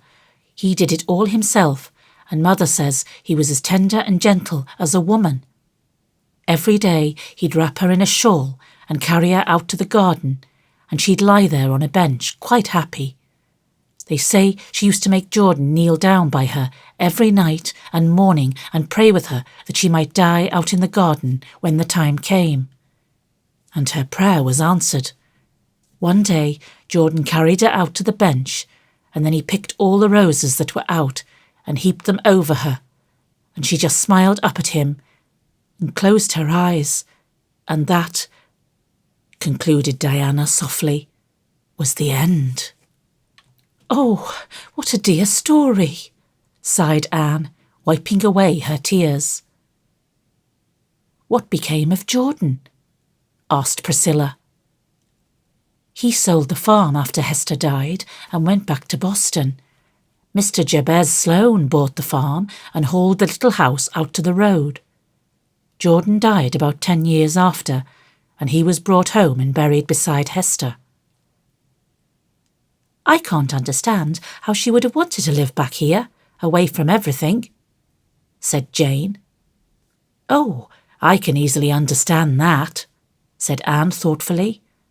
"I wouldn't want it myself for a steady thing, because although I love the fields and woods, I love people too. But I can understand it in Hester. She was tired to death of the noise of the big city and the crowds of people, always coming and going and caring nothing for her. She just wanted to escape from it all to some still, green, friendly place where she could rest. And she got just what she wanted, which is something very few people do, I believe. She had 4 beautiful years before she died, 4 years of perfect happiness, so I think she was to be envied more than pitied.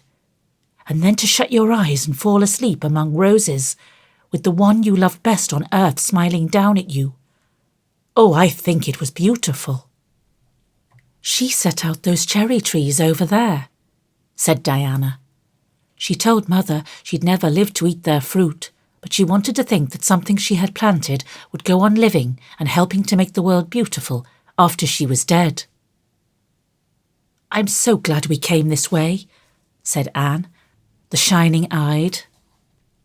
"This is my adopted birthday, you know, and this garden and its story is the birthday gift it has given me. Did your mother ever tell you what Hester Gray looked like, Diana?" "No, only just that she was pretty." "I'm rather glad of that, because I can imagine what she looked like without being hampered by facts. I think she was very slight and small, with softly curling dark hair and big, sweet, timid brown eyes, and a little wistful, pale face." The girls left their baskets in Hester's garden and spent the rest of the afternoon rambling in the woods and fields surrounding it, discovering many pretty nooks and lanes. When they got hungry, they had lunch in the prettiest spot of all, on the steep bank of a gurgling brook, where white birches shot up out of long feathery grasses. The girls sat down by the roots and did full justice to Anne's dainties, even the unpoetical sandwiches being greatly appreciated by hearty, unspoiled appetites sharpened by all the fresh air and exercise they had enjoyed. Anne had brought glasses and champagne for her guests, but for her own part drank cold brook water from a cup fashioned out of birch bark. The cup leaked, and the water tasted of earth, as brook water is apt to do in spring, but Anne thought it more appropriate to the occasion than lemonade. "Do you see that poem?" she said suddenly, pointing. "Where?" Jane and Diana stared, as if expecting to see runic rhymes on the birch trees. "There, down in the brook. That old green mossy log with the water flowing over it, in those smooth ripples, that look as if they've been combed, and that single shaft of sunshine falling right athwart it, far down into the pool. Oh, it's the most beautiful poem I ever saw." "I should rather call it a picture," said Jane. "A poem is lines and verses." "Oh, dear me, no." Anne shook her head with its fluffy wild cherry coronal positively. "The lines and verses are only the outward garments of the poem, and are no more really it than your ruffles and flounces are you, Jane. The real poem is the soul within them, and that beautiful bit is the soul of an unwritten poem. It is not every day one sees a soul, even of a poem." "I wonder what a person's soul, would look like," said Priscilla, dreamily. "Like that, I should think," answered Anne, pointing to a radiance of sifted sunlight streaming through a birch tree. "Only with shape and features, of course. I like to fancy souls as being made of light, and some are all shot through with rosy stains and quivers, and some have a soft glitter like moonlight on the sea, and some are pale and transparent like mist at dawn. I read somewhere once that souls were like flowers," said Priscilla. "Then your soul is a golden narcissus," said Anne, "and Diana's is like a red, red rose. Jane's is an apple blossom, pink and wholesome and sweet. And your own is a white violet with purple streaks in its heart," finished Priscilla. Jane whispered to Diana that she really could not understand what they were talking about. Could she? The girls went home by the light of the calm golden sunset, their baskets filled with narcissus blossoms from Hester's garden, some of which Anne carried to the cemetery next day and laid upon Hester's grave. Minstrel robins were whistling in the firs, and the frogs were singing in the marshes. All the basins among the hills were brimmed with topaz and emerald light. "Well, we have had a lovely time, after all," said Diana, as if she had hardly expected to have it when she set out. "It has been a truly golden day," said Priscilla. "I'm really awfully fond of the woods myself," said Jane. Anne said nothing. She was looking afar into the western sky and thinking of little Hester Gray.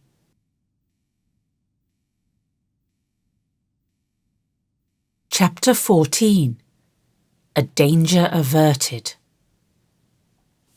Anne, walking home from the post office one Friday evening, was joined by Mrs. Lynde, who was, as usual, cumbered with all the cares of church and state. "I've just been down to Timothy Cotton's to see if I could get Alice Louise to help me for a few days," she said. "I had her last week, for though she's too slow to stop quick, she's better than nobody. But she's sick and she can't come.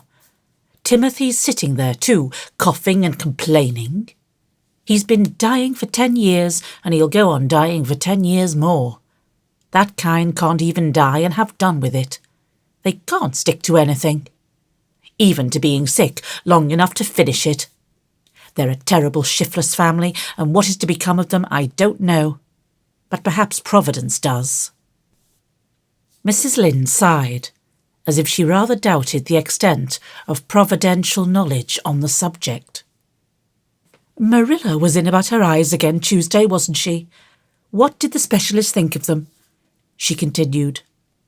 "He was much pleased," said Anne brightly. "He says there is a great improvement in them, and he thinks the danger of her losing her sight completely is past. But he says she'll never be able to read much or do any fine handwork again. How are the preparations for your bazaar coming on?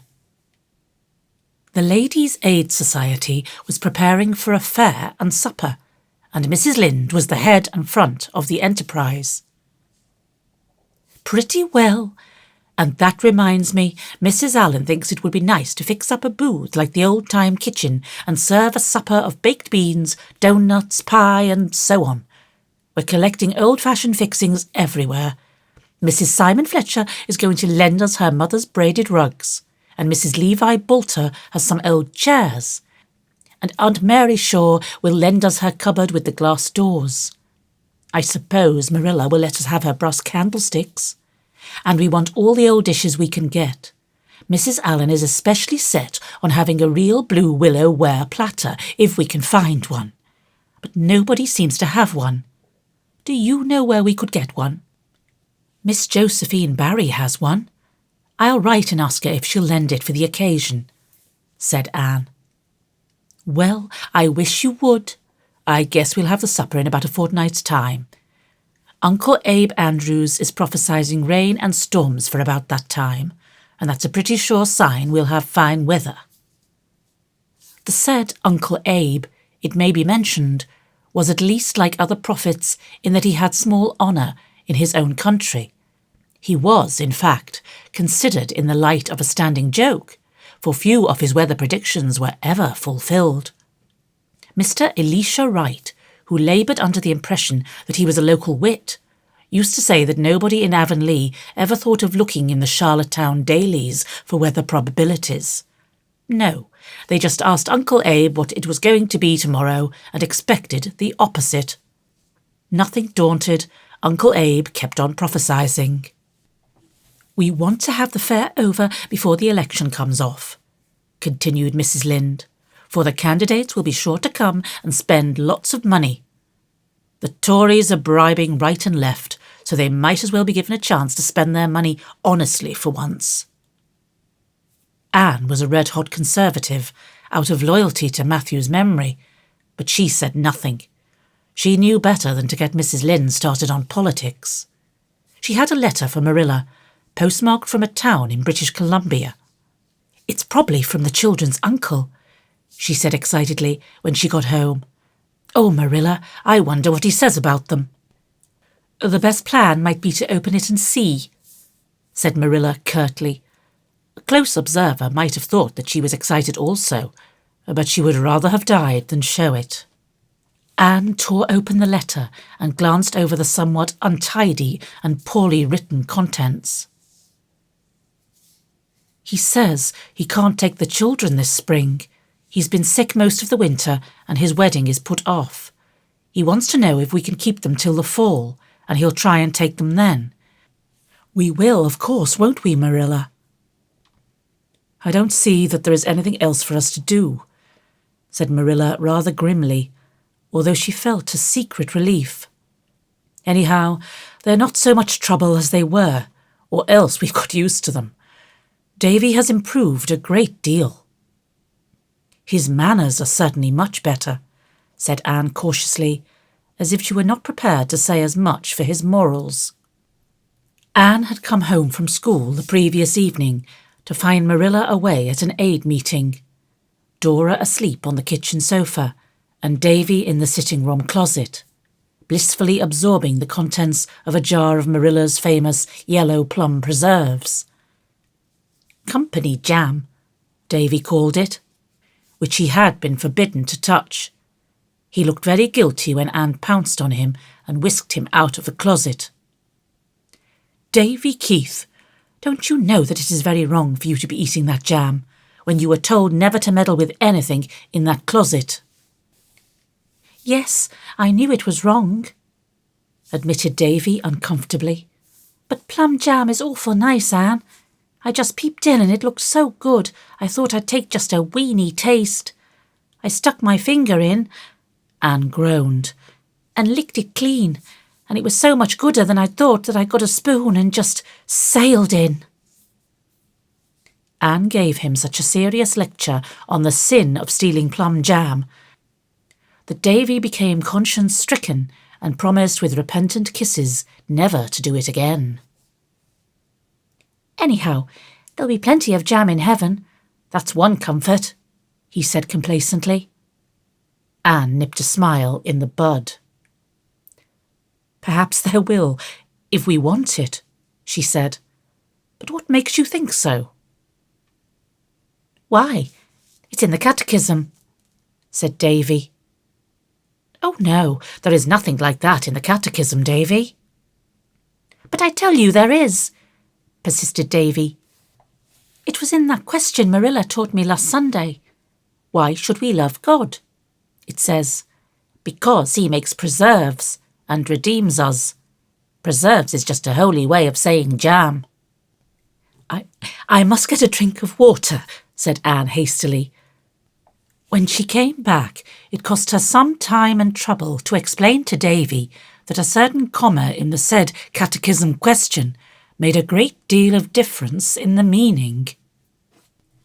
Well, I thought it was too good to be true, he said at last, with a sigh of disappointed conviction.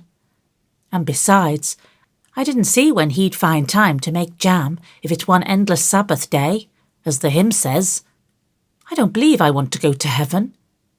Won't there ever be any Saturdays in heaven, Anne? Yes, Saturdays, and every other kind of beautiful days. And every day in heaven will be more beautiful than the one before it, Davy, assured Anne, who was rather glad that Marilla was not by to be shocked. Marilla, it is needless to say, was bringing the twins up in the good old ways of theology and discouraged all fanciful speculations thereupon. Davy and Dora were taught a hymn, a catechism question, and 2 Bible verses every Sunday. Dora learned meekly and recited like a little machine, with perhaps as much understanding or interest as if she were one. Davy, on the contrary, had a lively curiosity, and frequently asked questions which made Marilla tremble for his fate. Chester Sloane says we'll do nothing all the time in heaven but walk around in white dresses and play on harps. And he says he hopes he won't have to go till he's an old man, 'cause maybe he'll like it better then. And he thinks it will be horrid to wear dresses, and I think so too. Why can't men angels wear trousers, Anne? Chester Sloane is interested in those things, 'cause they're going to make a minister of him. He's got to be a minister, 'cause his grandmother left the money to send him to college, and he can't have it unless he is a minister. She thought a minister was such a spectable thing to have in a family. Chester says he doesn't mind much, though he'd rather be a blacksmith. But he's bound to have all the fun he can before he begins to be a minister, 'cause he doesn't expect to have much afterwards. I ain't going to be a minister, I'm going to be a storekeeper, like Mr. Blair, and keep heaps of candy and bananas. But I'd rather like going to your kind of heaven if they'd let me play a mouth organ instead of a harp. Do you suppose they would? Yes, I think they would if you wanted it, was all Anne could trust herself to say. The Avis met at Mr. Harmon Andrews that evening, and a full attendance had been requested, since important business was to be discussed. The Avis was in a flourishing condition, and had already accomplished wonders. Early in the spring, Mr. Major Spencer had redeemed his promise, and had stumped, graded, and seeded down all the road front of his farm. A dozen other men, some prompted by a determination not to let a Spencer get ahead of them, others goaded into action by improvers in their own households, had followed his example.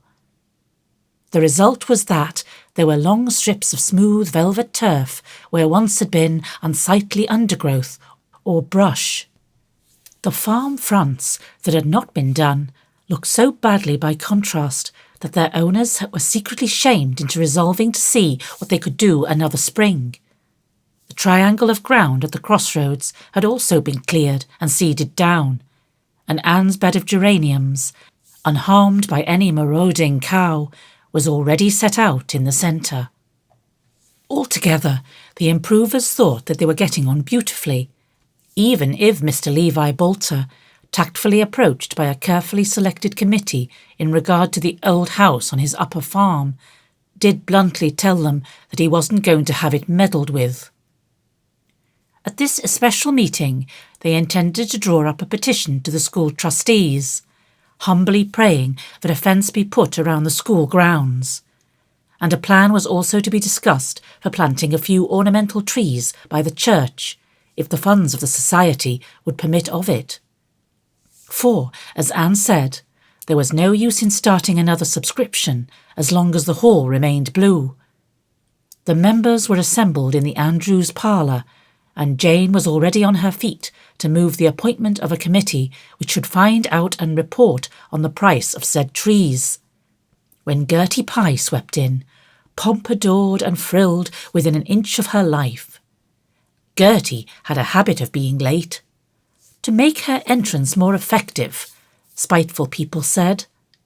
Gertie's entrance in this instance was certainly effective, for she paused dramatically on the middle of the floor, threw up her hands, rolled her eyes, and exclaimed, "I've just heard something perfectly awful.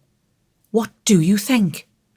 Mr. Judson Parker is going to rent all the road fence of his farm to a patent medicine company to paint advertisements on." For once in her life, Gertie Pye made all the sensation she desired.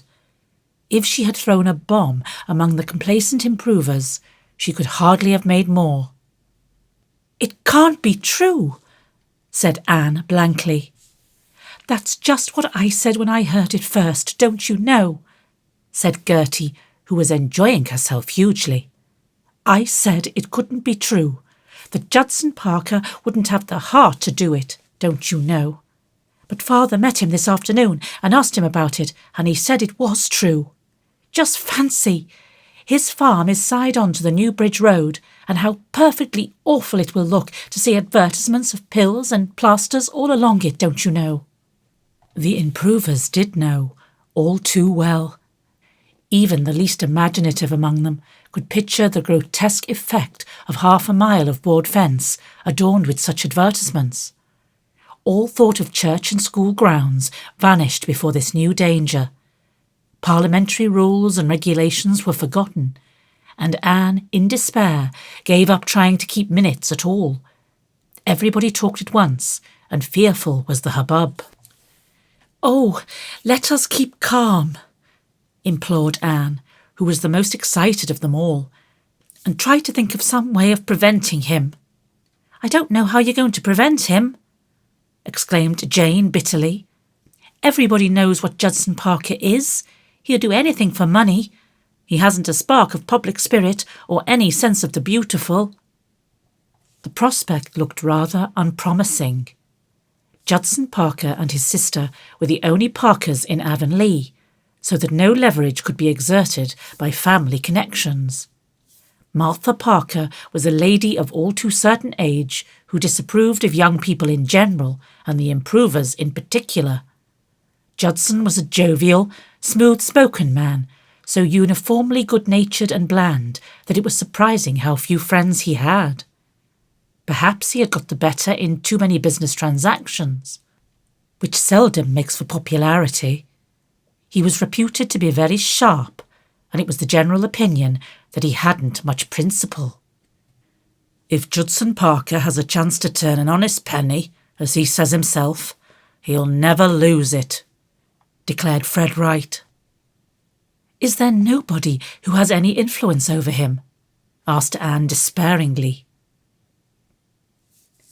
"He goes to see Louisa Spencer at White Sands," suggested Carrie Sloane. "Perhaps she could coax him not to rent his fences." "Not she," said Gilbert emphatically. "I know Louisa Spencer well. She doesn't believe in village improvement societies, but she does believe in dollars and cents. She'd be more likely to urge Judson on than to dissuade him."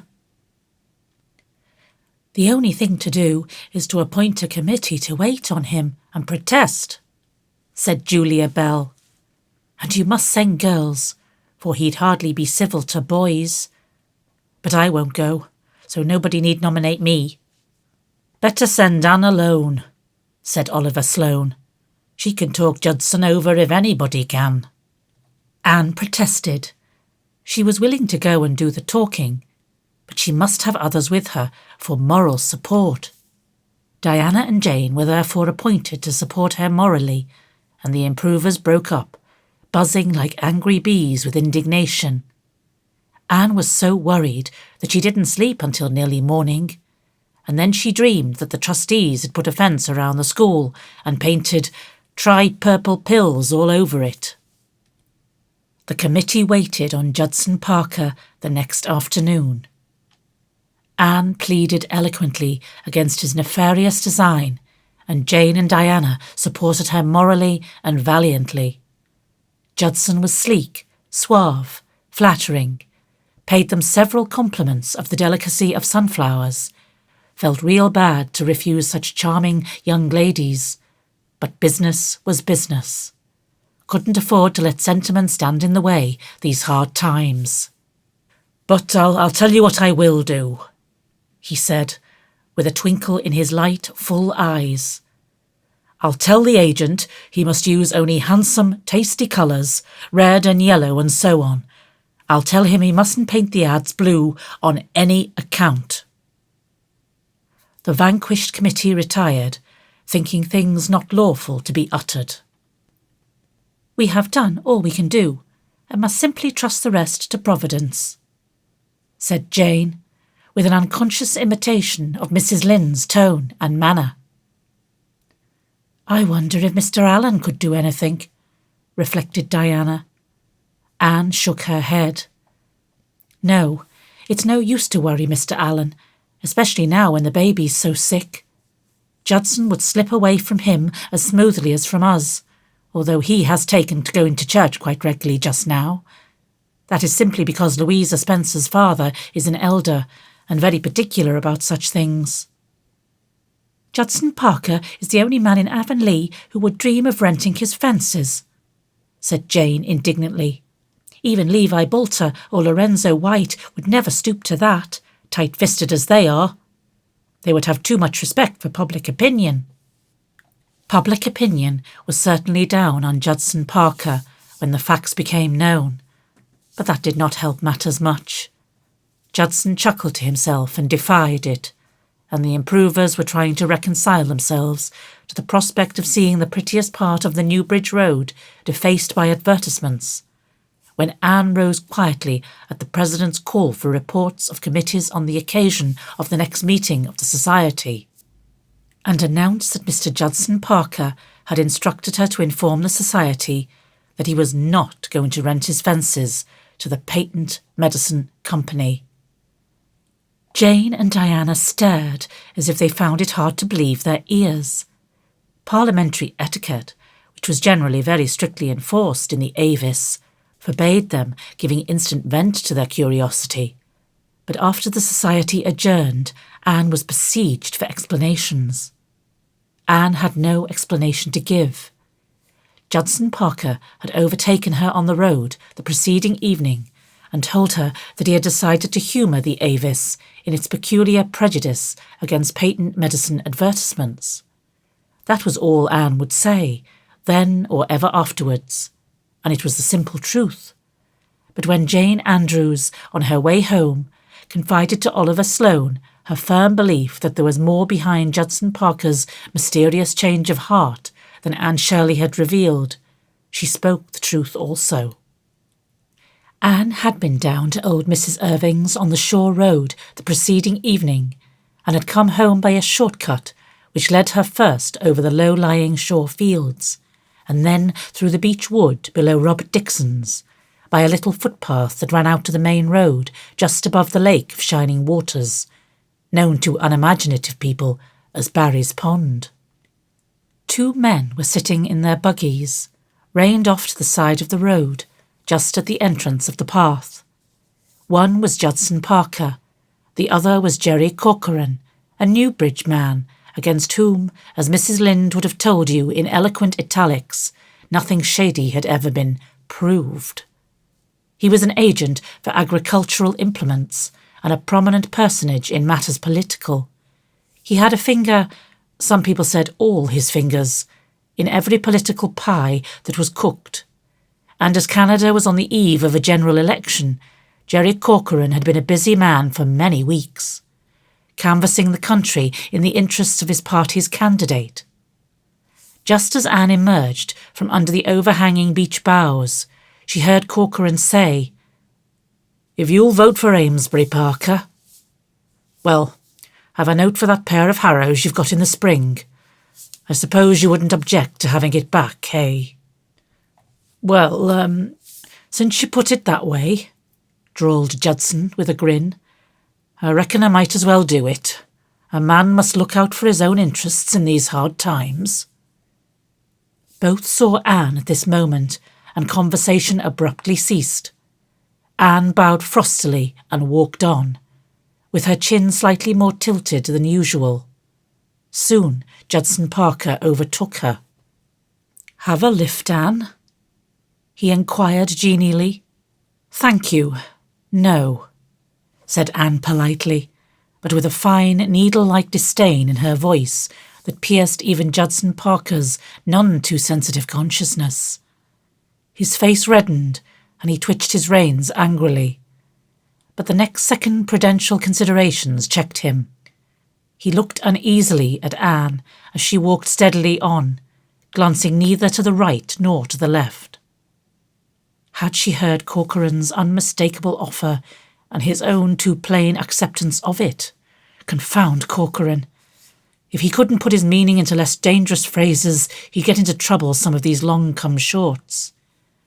And confound red-headed schoolmarms with a habit of popping out of beech woods where they had no business to be.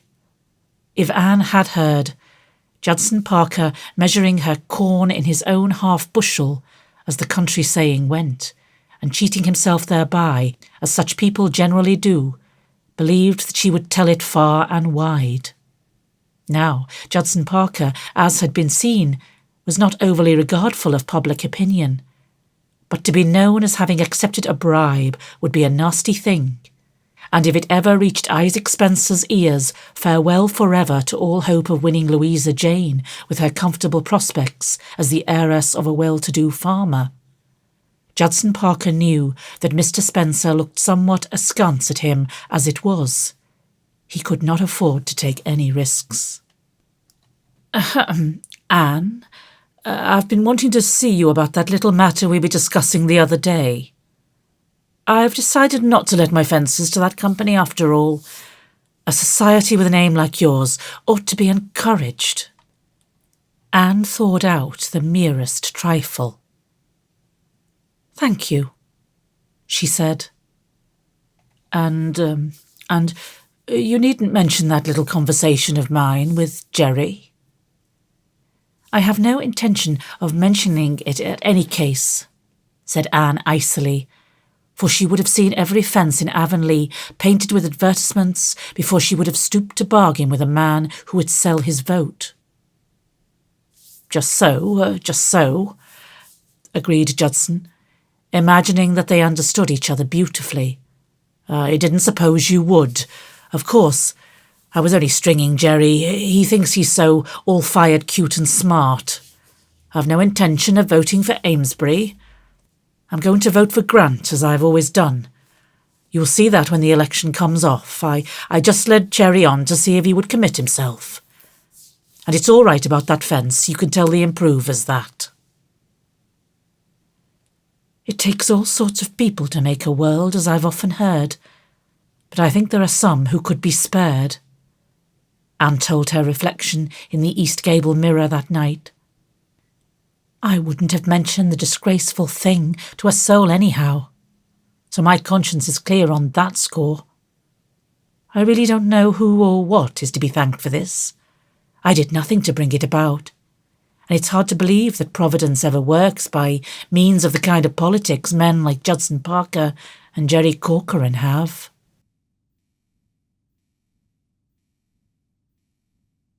Chapter 15. The Beginning of Vacation. Anne locked the schoolhouse door on a still yellow evening when the winds were purring in the spruces around the playground, and the shadows were long and lazy by the edge of the woods. She dropped the key into her pocket with a sigh of satisfaction. The school year was ended. She had been re-engaged for the next, with many expressions of satisfaction. Only Mr. Harmon Andrews told her she ought to use the strap oftener, and 2 delightful months of a well-earned vacation beckoned her invitingly. Anne felt at peace with the world and herself as she walked down the hill with her basket of flowers in her hand. Since the earliest Mayflowers, Anne had never missed her weekly pilgrimage to Matthew's grave. Everyone else in Avonlea, except Marilla, had already forgotten quiet, shy, unimportant Matthew Cuthbert. But his memory was still green in Anne's heart, and always would be. She could never forget the kind old man who had been the first to give her the love and sympathy her starved childhood had craved. At the foot of the hill, a boy was sitting on the fence in the shadow of the spruces. A boy with big dreamy eyes and a beautiful sensitive face. He swung down and joined Anne, smiling, but there were traces of tears on his cheeks. "I thought I'd wait for you, teacher, because I knew you were going to the graveyard," he said, slipping his hand into hers. "I'm going there too. I'm taking this bouquet of geraniums to put on Grandpa Irving's grave for Grandma. And look, teacher, I'm going to put this bunch of white roses beside Grandpa's grave in memory of my little mother, because I can't go to her grave to put it there. But don't you think she'll know all about it just the same?" "Yes, I am sure she will, Paul." "You see, teacher, it's just 3 years today since my little mother died. It's such a long, long time, but it hurts just as much as ever, and I miss her just as much as ever. Sometimes it seems to me that I just can't bear it. It hurts so." Paul's voice quivered, and his lip trembled. He looked down at his roses, hoping that his teacher would not notice the tears in his eyes. "And yet," said Anne very softly. "And yet," said Anne very softly, "you wouldn't want it to stop hurting. You wouldn't want to forget your little mother, even if you could." "No, indeed, I wouldn't. That's just the way I feel. You're so good at understanding, teacher. Nobody else understands so well. Not even Grandma, although she's so good to me. Father understood pretty well, but still I couldn't talk much to him about Mother because it made him feel so bad. When he put his hand over his face, I always knew it was time to stop. Poor Father, he must be dreadfully lonesome without me. But you see, he has nobody but a housekeeper now, and he thinks housekeepers are no good to bring up little boys, especially when he has to be away from home so much on business. Grandmothers are better, next to mothers. Some day, when I'm brought up, I'll go back to Father, and we're never going to be parted again." Paul had talked so much to Anne about his mother and father that she felt as if she had known them. She thought his mother must have been very like what he was himself, in temperament and disposition, and she had an idea that Stephen Irving was a rather reserved man, with a deep and tender nature, which he kept hidden scrupulously from the world. "Father's not very easy to get acquainted with," Paul had said once. "I never really got acquainted with him until after my little mother died. But he's splendid when you do get to know him. I love him the best in all the world, and Grandma Irving next, and then you, teacher. I'd love you next to Father if it wasn't my duty to love Grandma Irving best, because she's doing so much for me. You know, teacher. I wish she would leave the lamp in my room till I go to sleep, though. She takes it right out as soon as she tucks me up, because she says I mustn't be a coward. I'm not scared, but I'd rather have the light. My little mother used to always sit beside me and hold my hand till I went to sleep. I expect she spoiled me. Mothers do sometimes, you know." No, Anne did not know this, although she might imagine it. She thought sadly of her little mother, the mother who had thought her so perfectly beautiful, and who had died so long ago and was buried beside her boyish husband in that unvisited grave far away. Anne could not remember her mother, and for this reason she almost envied Paul. "My birthday is next week," said Paul, as they walked up the long red hill, basking in the June sunshine. "And Father wrote me that he is sending me something that he thinks I'll like better than anything else he could send. I believe it has come already, for Grandma is keeping the bookcase drawer locked, and that is something new.